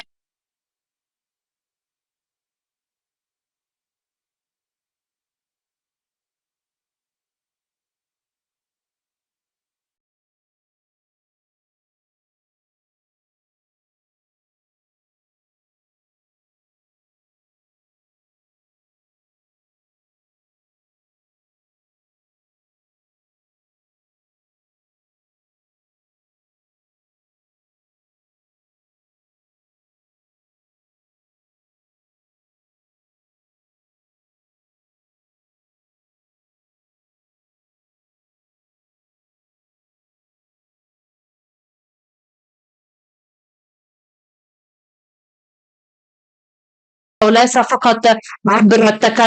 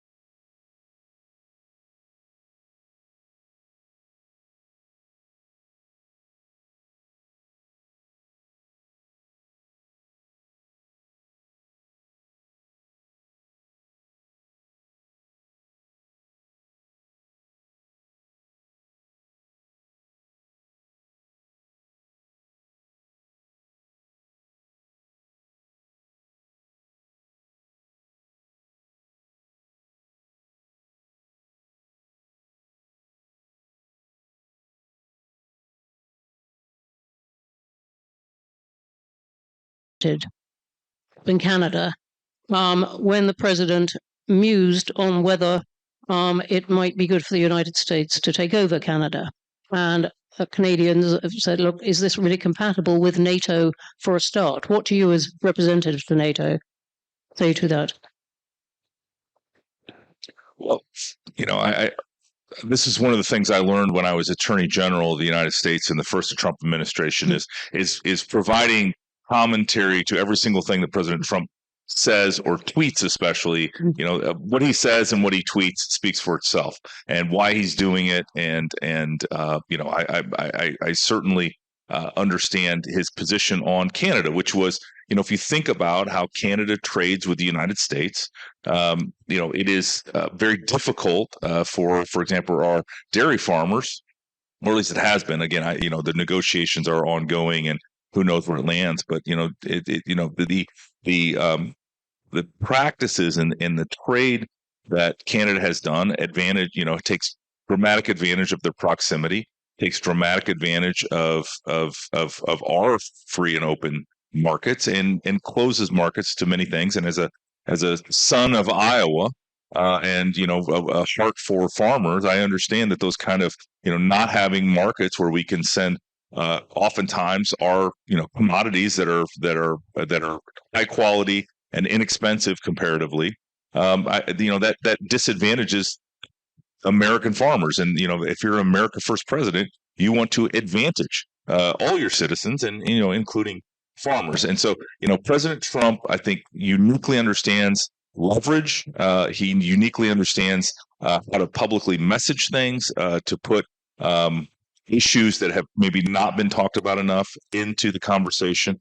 And I think it's really put Canada, I think, in a difficult spot. I don't think our trade relationships, and this is one of the things that I made sure didn't bleed in, whether it was the trade discussions with the EU or whether it was trade discussions with Canada, did not let that bleed into the security architecture of the North Atlantic, and how we are going to protect our 1 billion citizens and make sure that we have a strong alliance, and that strength is going to ensure not only our security, but ensure peace. And so, sort of a lot of the issues regarding trade, just not in my, remit. And we have plenty of people that deal with that on a daily basis that, are better to talk about kind of any individual country or trading bloc. Yes, I wasn't speaking of Canada purely in terms of trade, though you've answered it that way. Let me switch to Ukraine. And the previous session here was about Ukraine and what would take us towards a durable peace. Do you think that there is a risk that a deal with Russia at this point rewards it for taking territory by force? No, I don't, because ultimately, whatever the deal that's made is going to have to be agreed to by both sides, mediated by the United States. Certainly, we've seen, just today I was reading that Umarov has been with Steve Witkoff and Jared Kushner for the last 3 days in Miami, and they had just got back from Moscow. And so I think this is how negotiations work, how shuttle diplomacy works. And this is probably our best chance. We're close. We're closer than we've ever been to peace. And this is, as President Trump has said, this is a tough situation to get to the right spot. And ultimately, this war needs to end. It's been going on for almost 4 years with millions of casualties and real devastation to country Ukraine, which I just visited 4 weeks ago myself, and met with all the key people. I went over to Kharkiv to see firsthand sort of how technology, especially, is being deployed on the battlefield, and how Ukraine's continuing Russian invasion. And but we should all be encouraged. Because you have to do here. Again. Peace in any climate. التقيم على الأوكرانيون أن يوافقوا على أي اتفاق، والروس أيضا ينبغي أن يبرهنوا أنهم لديهم نية صافية بإنهاء هذه الحرب. هل أعضاء حلف شمال الأطلسي والأوروبيون منهم بشكل أساسي يؤمنون بأن الناتو سوف تدافع عنهم إذا ما قررت روسيا يوما من الأيام؟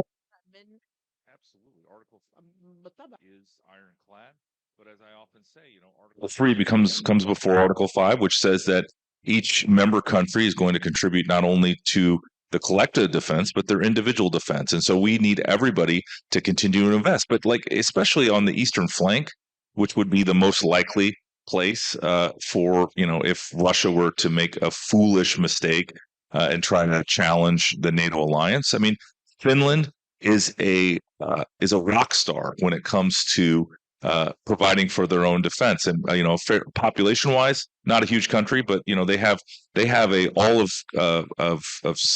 of country approach, all of society approach that really a lot many of us could learn from. And then the Baltics, they're all at 5% already, if not this year, then next year. Poland, certainly a very strong country militarily and continues to get stronger. And all down the line, I was just in Romania several weeks ago, where I saw a fast deployment of French troops to Romania to exercise. And Turkey obviously has the largest army in NATO, and so I feel good about where we are. But could we be better? Sure. Could we be even ready, more ready than we are now? Yes. But at the same time, the United States and all NATO allies take our Article 5 commitments in the treaty very seriously. And, we practice, we exercise, we have plans, and we have always looking for ways to get stronger and even increase deterrence from where we're at today. So the likelihood of that happening anytime soon, if at all, I think would be very low. But at the same time, I've said this before, Russia is very reckless, and ultimately you can't predict what they will do. The hybrid threats and activities have been, well documented. And so we just need to continue to get stronger and to make sure that we don't demonstrate an inch of weakness, because we're not weak. NATO is not only strong now, but, as we continue to implement the 5% commitment from The Hague, I think we're going to be, really not only the strongest alliance in the history of the planet, but really a dramatic force to be reckoned with. Mm-hmm. We're in the Middle East. The national security strategy talks about, thankfully, a striking word, the US being able to withdraw somewhat from the Middle East. What does that mean, including for the large military base here in Qatar? Yeah, I think one of the things that we need to appreciate is that recognition is that the United States cannot be the world's policeman. We cannot be this rapid deployed force that goes everywhere to settle every conflict. We expect our allies to step up. We expect our allies to be strong as well and collaborate and cooperate with the United States. I mean, here in Qatar, obviously, great ally, probably one of our best allies outside of NATO, if not the best non-NATO ally, and a country that wants to commit to modernizing and making sure that they have the weapons and forces that can be a net security provider. And I think that's what we're looking for. We're looking for our allies to develop themselves, to be interoperable with the United States and our other allies, and that is what's going to be the force multiplier for the United States, so that we don't have to have aircraft carriers and battleships, cruising everywhere at all times, that we can rely on our friends and partners and allies to do some of that heavy lifting as well. And at the same time, the United States provides unique capabilities. And I think we're always going to have those conversations, both on a bilateral level, inside of NATO and elsewhere, to talk about who can bring what capabilities, how ready are they. I mean, it's a very sophisticated way of doing things. Only the United States can do it, and we will continue to lead, but we're going to obviously expect others to step up and not just be hope that the United States shows up, with our Marines or our Army or Air Force, or Navy at any given time.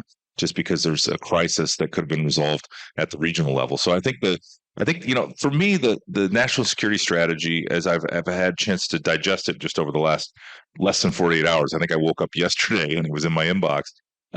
Is a the world is with you on that. It's a clear-eyed statement of not only the United States continuing to do what it wants to do, but a refocusing again on our priorities. And I said it, it's the homeland. I just want to be clear though. Are you calling for Middle Eastern countries to spend more on defense?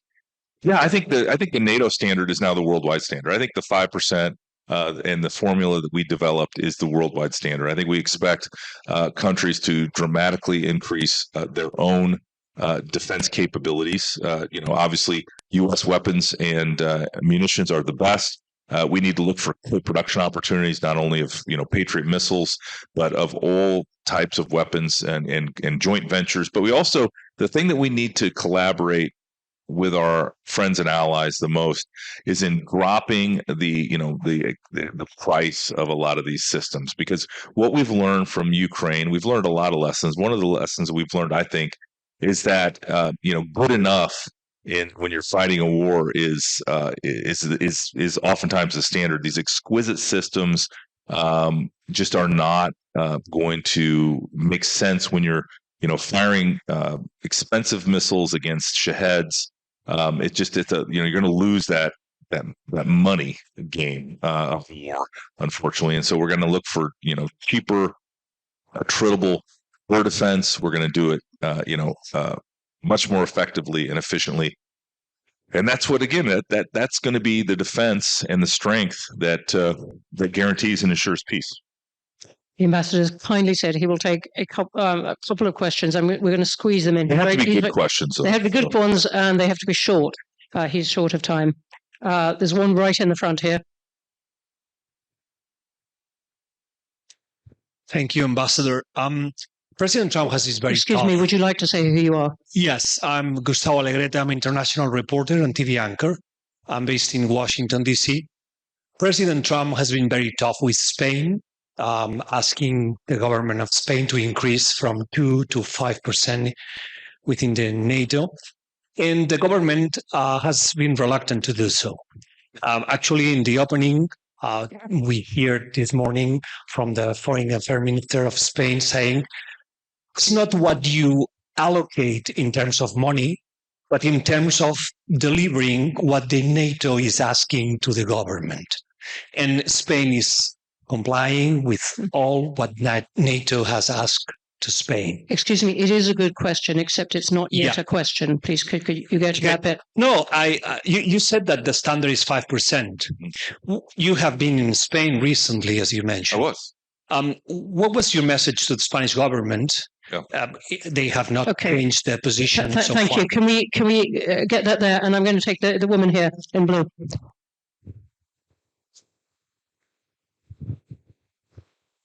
You're really good at running an efficient ship here. I have a clock in front of me. Yes, big congratulations to the moderator. Excellent moderation.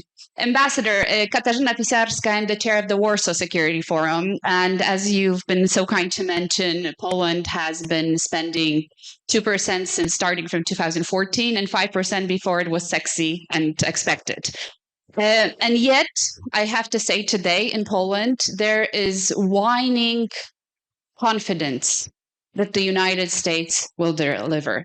We are worried that the type of negotiations the current administration is conducting with Moscow over our heads, negotiations where your administration shows us plans where it is discussed, again, without our presence, where European fighter jets will be located.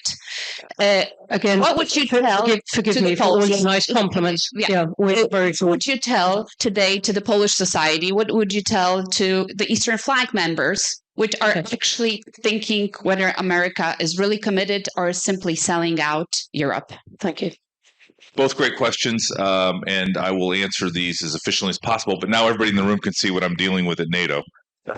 But you're dealing with a lot of European questions. I just heard this from Minister Sikorski, a couple of days ago when we had our foreign ministerial in Brussels. So I'm very familiar with the Polish thoughts on not only the original 28-point plan, which is obviously not what is being discussed right now, and where we're at with our allies and making sure that they either participate or are kept informed on the negotiation. So I'll come back to that. First, I want to talk about Spain because I was just in Spain a couple of weeks ago, and I met with senior defense and foreign ministry officials. And what I would tell you, and what I said to them is they are right that it is all about NATO capabilities. We all sat down.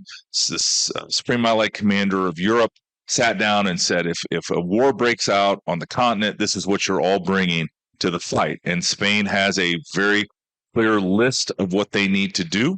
And their position continues to be that it will take them 2% to provide those capabilities. We all agreed to disagree at The Hague, and Spain agreed to the declaration. There was no footnote, no exception for Spain. And so, history will tell. And Spain, I will guarantee you, will have those capabilities. Price tag, we'll find out. Smart people that know how much these capabilities cost say it's going to be more than 2%, but again, time will tell. And I'm excited because Spain has dramatically underspent for years and was probably below 1.5%, that this year they're going to be 2% with an economy that's growing their GDP. And so, I see a lot of great opportunities for Spain to get increased capabilities and be an equal ally with the rest of us, like they've agreed to in all the documents. On Poland, the United States is a great friend and ally to Poland, both bilaterally and within NATO. I think we are trying to end this war in Ukraine, and oftentimes, you don't go into butcher shop halfway when the sausage is being made and complain that you don't like the looks of the sausage. So, I feel like we're all on the same page. With Secretary Rubio involved in the process, I'm fairly confident that all perspectives will be considered. But at the same time, we need to find if there's a deal that can even be made. And I think it's been pretty clearly communicated that whatever was in the 28-point plan, that there are now 4 different streams. There's the NATO work, there's the EU work that have been separated out from the Russia-Ukraine peace process and the U.S.-Ukraine conversations, and those are all happening in real time. But until we have a deal, even at the basic level between Russia and Ukraine, we're just, it's premature, I think, to worry about where European fighter jets are stationed or not. But I will say this, and I think it's pretty clear, and the Secretary General has said this as well. It's very clear that that Russia is not on the North Atlantic Council, doesn't have a vote at the North Atlantic Council. And so, and I don't see any peace deal, changing that dynamic. Ambassador, we're going to have to stop there. I'm still distracted by your sausage metaphor, because you do get a choice about whether to eat it at the end or not, which is one of the serious points. Enter into it. Serious points at issue here. Yeah, absolutely. Okay, we're going to have to stop there. Please join me in thanking the ambassador.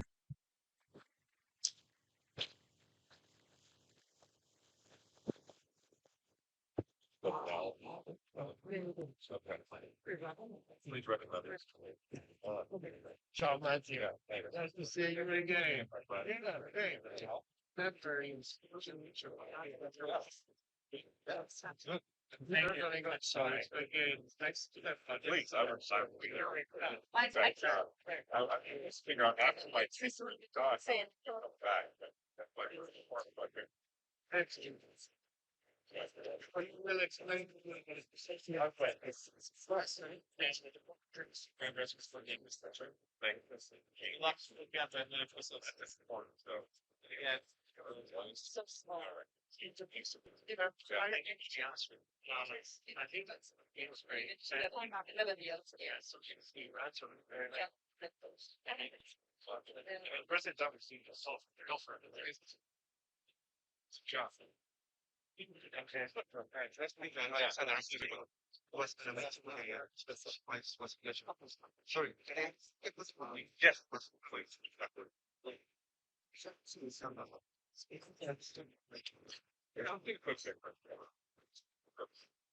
All right.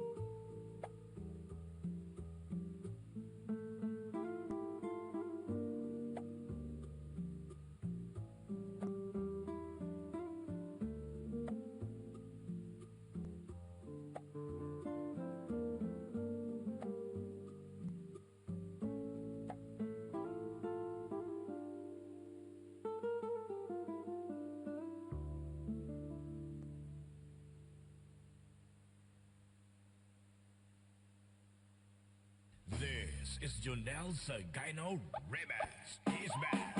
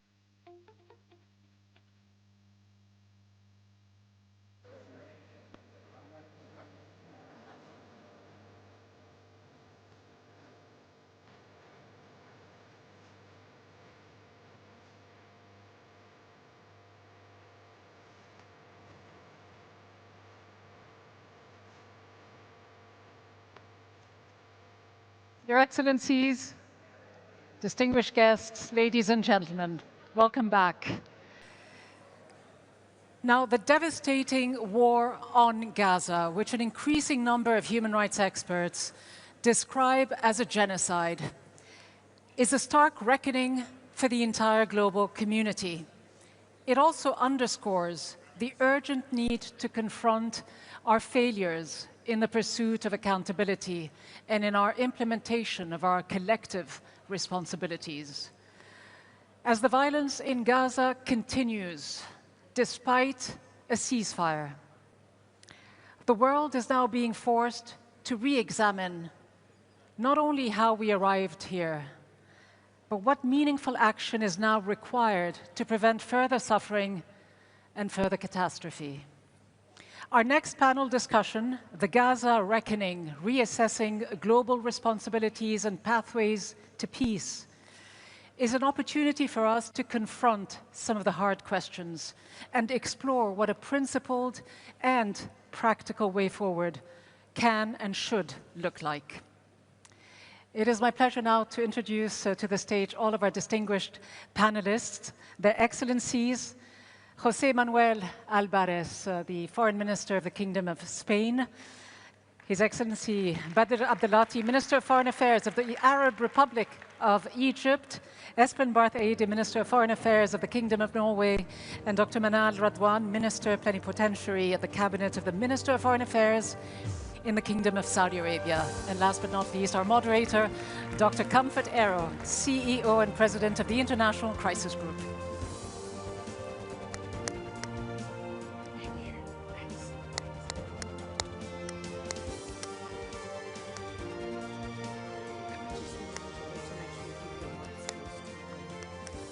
Good afternoon, everybody. Thank you for joining us in this afternoon session. And ministers, really great to have you all on the stage with us this afternoon to focus on what is surely on everybody's mind, the Gaza reckoning, reassessing global responsibilities and our pathways to peace as well.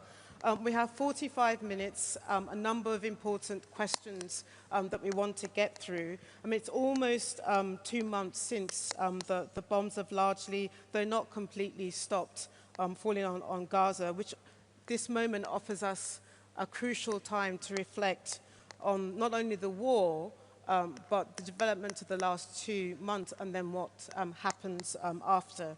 And nobody needs reminding, but we should remind ourselves of just the painful cost of the war in terms of human lives lost. 70,000 dead is the most estimation, and the lives of 2 million already shattered. And the regional order has been largely transformed, with violence reverberating. Even in this peaceful city capital of Doha has felt the rippling effects of the war in Gaza as well. Now, ministers, while it's true that fighting has paused in Gaza, there is still the wider conflict to deal with as well. And I want to do something that I think is really important and very good that Doha has put it on the agenda, is to shine a spotlight on us, the so-called international community, and the role of the international community in this particular conflict. You know, we often use the role of we often use this terminology, international community, as though there's a community of states, community of organizations, community of leaders, like-minded, who are striving towards the same goal. But I think also I'm hoping for honesty as to why. I think a lot of people would say there have been moments of glaring failure in how the international community has been handling the Gaza crisis as well. So I would like us, as far as possible, to really be able to zoom in on what, frankly, do we mean by the international community in a day and age of the horrors that we've been watching in Gaza. So I'm going to ask you all to start with one question I'd like to put to all of you, and then I'll zoom in specifically on each of you to answer a further question. So, as I said, Minister Alvarez, let me start with you, sir. We have now 2 months into the conflict and into what a lot of people are describing as President Trump's 20-point plan, as enshrined most recently in the Security Council resolution that yourselves and a number of other states were pursuing. Now, as I was listening to you this morning with the Prime Minister discussing, the plan is now stuck between a prolonged, I think you'll agree, a prolonged phase 1 and a stalled phase 2. At least that's the way in which, that's my conclusion from what the Prime Minister was saying this morning. What specific things do you think each one of you, be great to get a sense of what are the specific things that you think should happen over the next 2 months to make sure that we don't get stuck in this no war, no peace situation? And let me start with you first, Minister. I think we have a glimpse of hope at this moment, but we really have to move very quickly to go to phase 2, and that goes through consolidating the ceasefire. It is unacceptable that we have a ceasefire that is permanently being violated. We continue having every week several dozens of innocent Palestinians being killed. This has to stop. We need massive humanitarian assistance to be able to enter to the Gaza Strip, and we have to put UN agencies at the heart and at the center of the distribution that must be done with impartiality and independence. And we must make sure that the people of Gaza, as anyone else in the world, have normal and regular access to food. Secondly, we have to make sure that very quickly, in any transitional institution, body, entity, we have the Palestinian Authority at the center and at the heart.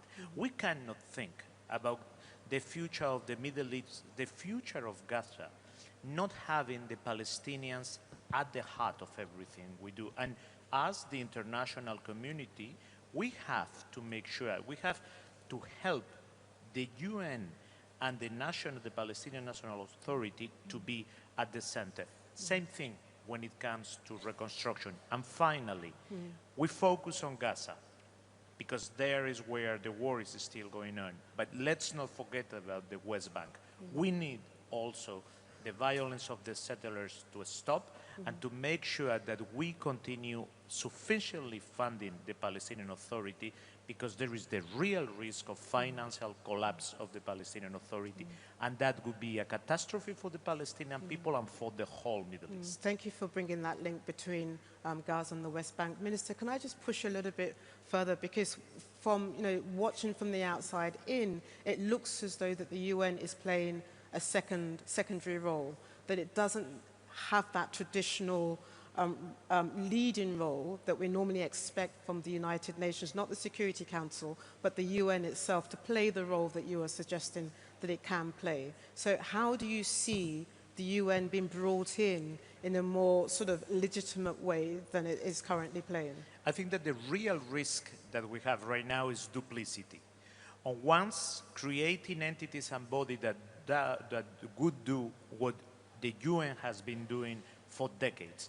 Very specifically, UNRWA, that is an indispensable body for the future of millions of Palestinians everywhere. We have to uphold it. It's too secondary right now. We have to bring it at the center of the table. And the same thing, if the Palestinian Authority has already things or entities that have been working, let's not make duplication of them. Let's use them for training the police, for water, for justice. Very simple things, but that can be the very first layer of a future Palestinian state. Thank you very much.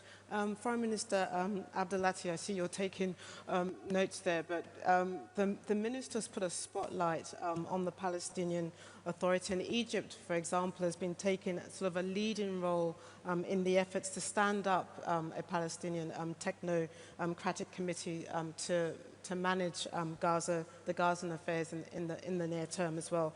But there's still a lack of clarity about their role vis-a-vis and their relationship vis-a-vis the board of peace, and we're still waiting for the formal announcement of that board of peace as well. But how do you see the relationship between that Palestinian technocratic committee, especially when you listen to Minister Alvarez? How do you see the relationship between them and the board of peace? Well, first of all, I would like just to subscribe to what my dear friend Jose mentioned about our priorities now. We have to consolidate the ceasefire, to move forward as soon as possible to the second phase of the Trump peace plan, and as he correctly mentioned, to flood Gaza with all humanitarian and medical aid, and to prepare for the early recovery and the reconstructions of Gaza, because winter is already coming and people are suffering, no shelters. There is nothing left there in Gaza due to the Israeli systematic destructions. As for your question, according to Security Council Resolution 2803, there are 3 transitional bodies. Stabilization Force and the Technical Administrative Palestinian Committee. And I would like to stress the fact they are all transitional, temporary entities. Their mandate, according to the Security Council resolution, should be ended by 31st of December 2027. Yeah. As for the Board of Peace, we are waiting now, for the formulation of the board and, of course, its mandate. And this is very, very important. And from our point of view, its main mandate should be the channeling and mobilizing more funds for the early recovery and the reconstructions of Gaza, and of course monitoring those funds, where to be spent and so on. As for the International Stabilization Force, we need to deploy this force as soon as possible on the ground, because one party, which is Israel, is every day violating the ceasefire and claiming that the other side is the one who is violating. So we need monitors. We need international forces to be deployed alongside what's so-called the yellow line, in order to verify and to monitor the upholding of the ceasefire. The mandate should be, from our point of view, of a peacekeeping rather than peace enforcing, you know, and this is very, very important issue. The third body is, the Technocratic Administrative Committee. This is very important. The Palestinians, they should run their own affairs, and they are capable to do so. And of course, this body should take care of the daily life of the people, the basic services, including law enforcement, including provided judicial, policing, healthcare, you name it. Everything related to the basic services of the people in Gaza should be run by this technocratic administrative committee, till the Palestinian Authority will be empowered and will be deployed in Gaza. We have to pinpoint the fact that Gaza and the West Bank are an integral part of the independent Palestinian state, and this is very important. Separation or disengagement is not an option at all.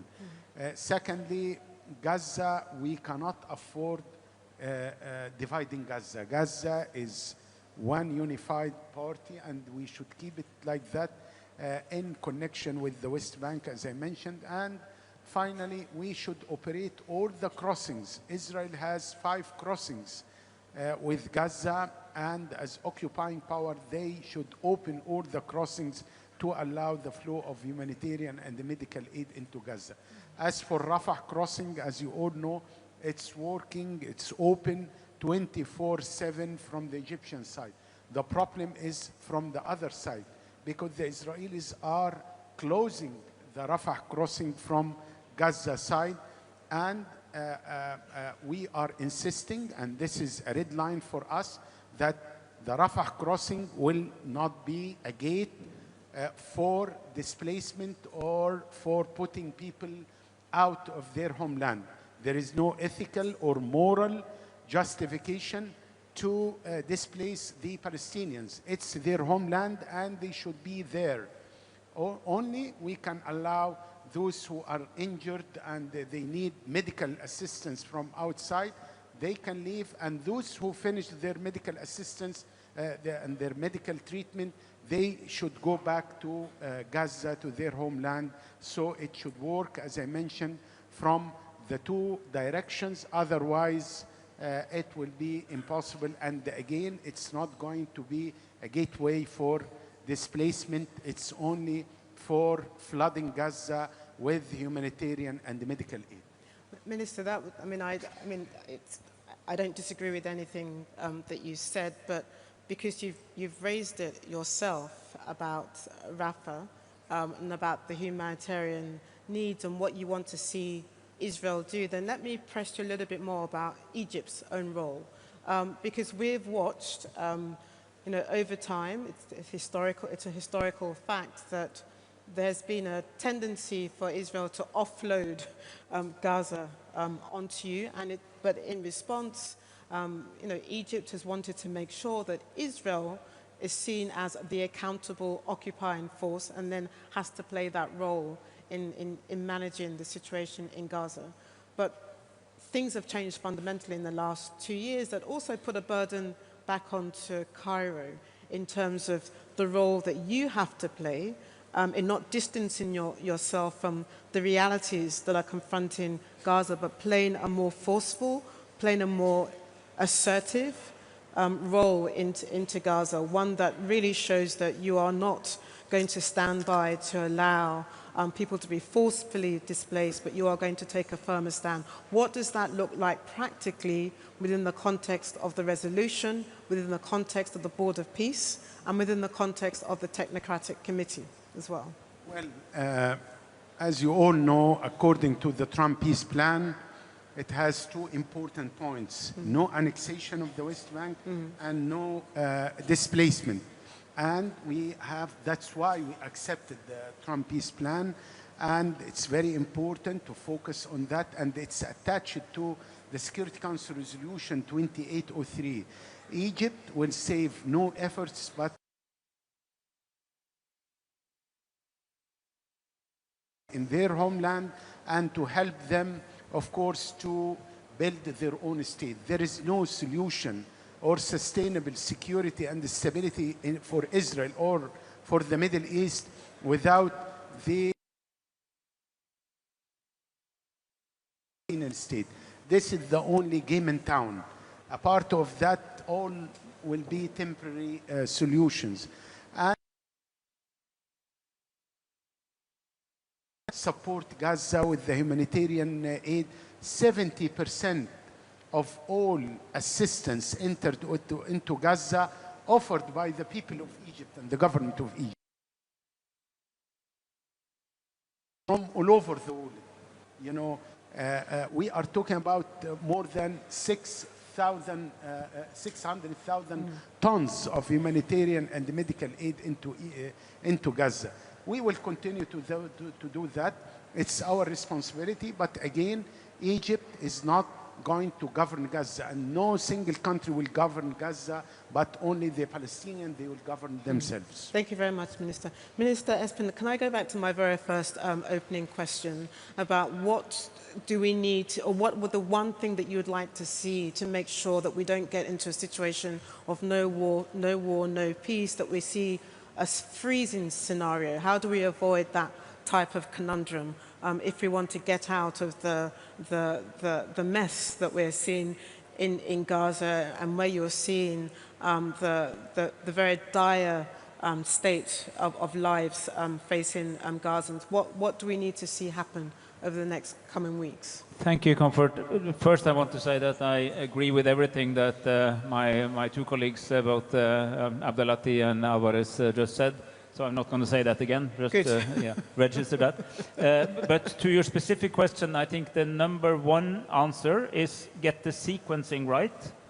and get these institutions into place. Because the 20-point plan, which we all supported because all of us were in Sharm el-Sheikh together and, you know, gave our imprimatur on this Trump plan, the plan says many of the right things, but it's not very clear what happens first and what happens next. Yes, there are phases, but that means that the different parties can always say, I will do my part, but only when he has done his part, and vice versa. That's a problem. So we need to work on the sequencing, and we need to get these these temporary government institutions, the International Security Force, and the Board of Peace in place this month, because it's very urgent.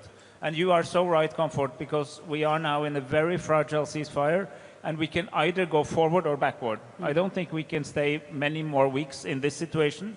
The alternative is back to war, or descent into total anarchy, or we move forward. And I think those are the key answers to that question. Get the sequencing right, get the institutions in place. And as Badr Abdelati very rightly said, they are temporary, and people need to know today that they are temporary and that they are on the path towards real Palestinian governance under the PA.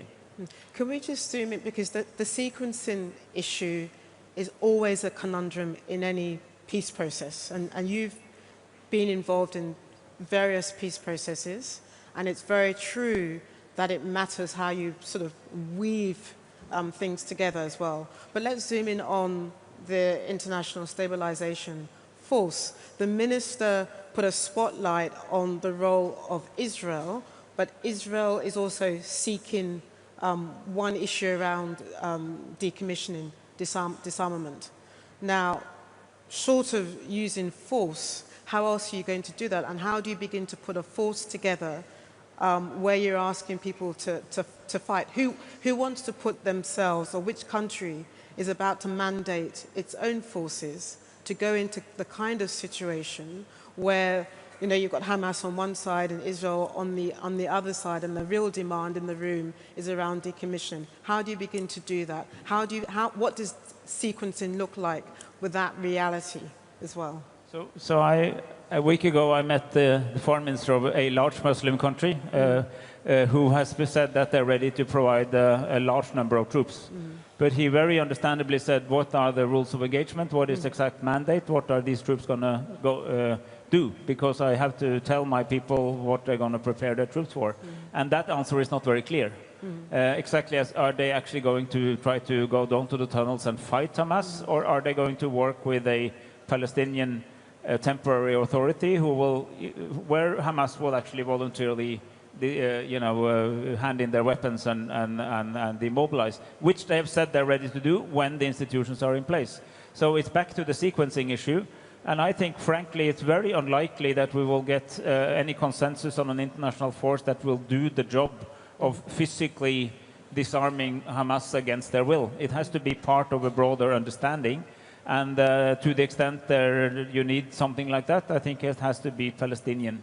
And that's a hard sell, but I think that is one of the questions that we need to clarify very soon in order to get anywhere here. And then the International Stabilization Force will be a peacekeeping force, overlooking, reporting, making sure that this progresses, but where the key actors have to be Palestinians, including that new transitional governance, and the police officers that have actually been trained in Egypt, ready to go in when time is right. Thank you. I'll come back to ask you a further question, but actually let me. There's another question that I have at the top of my mind. This has very much been described as an American peace plan, and each of you have had a role to play in getting us to Sharm el-Sheikh as well.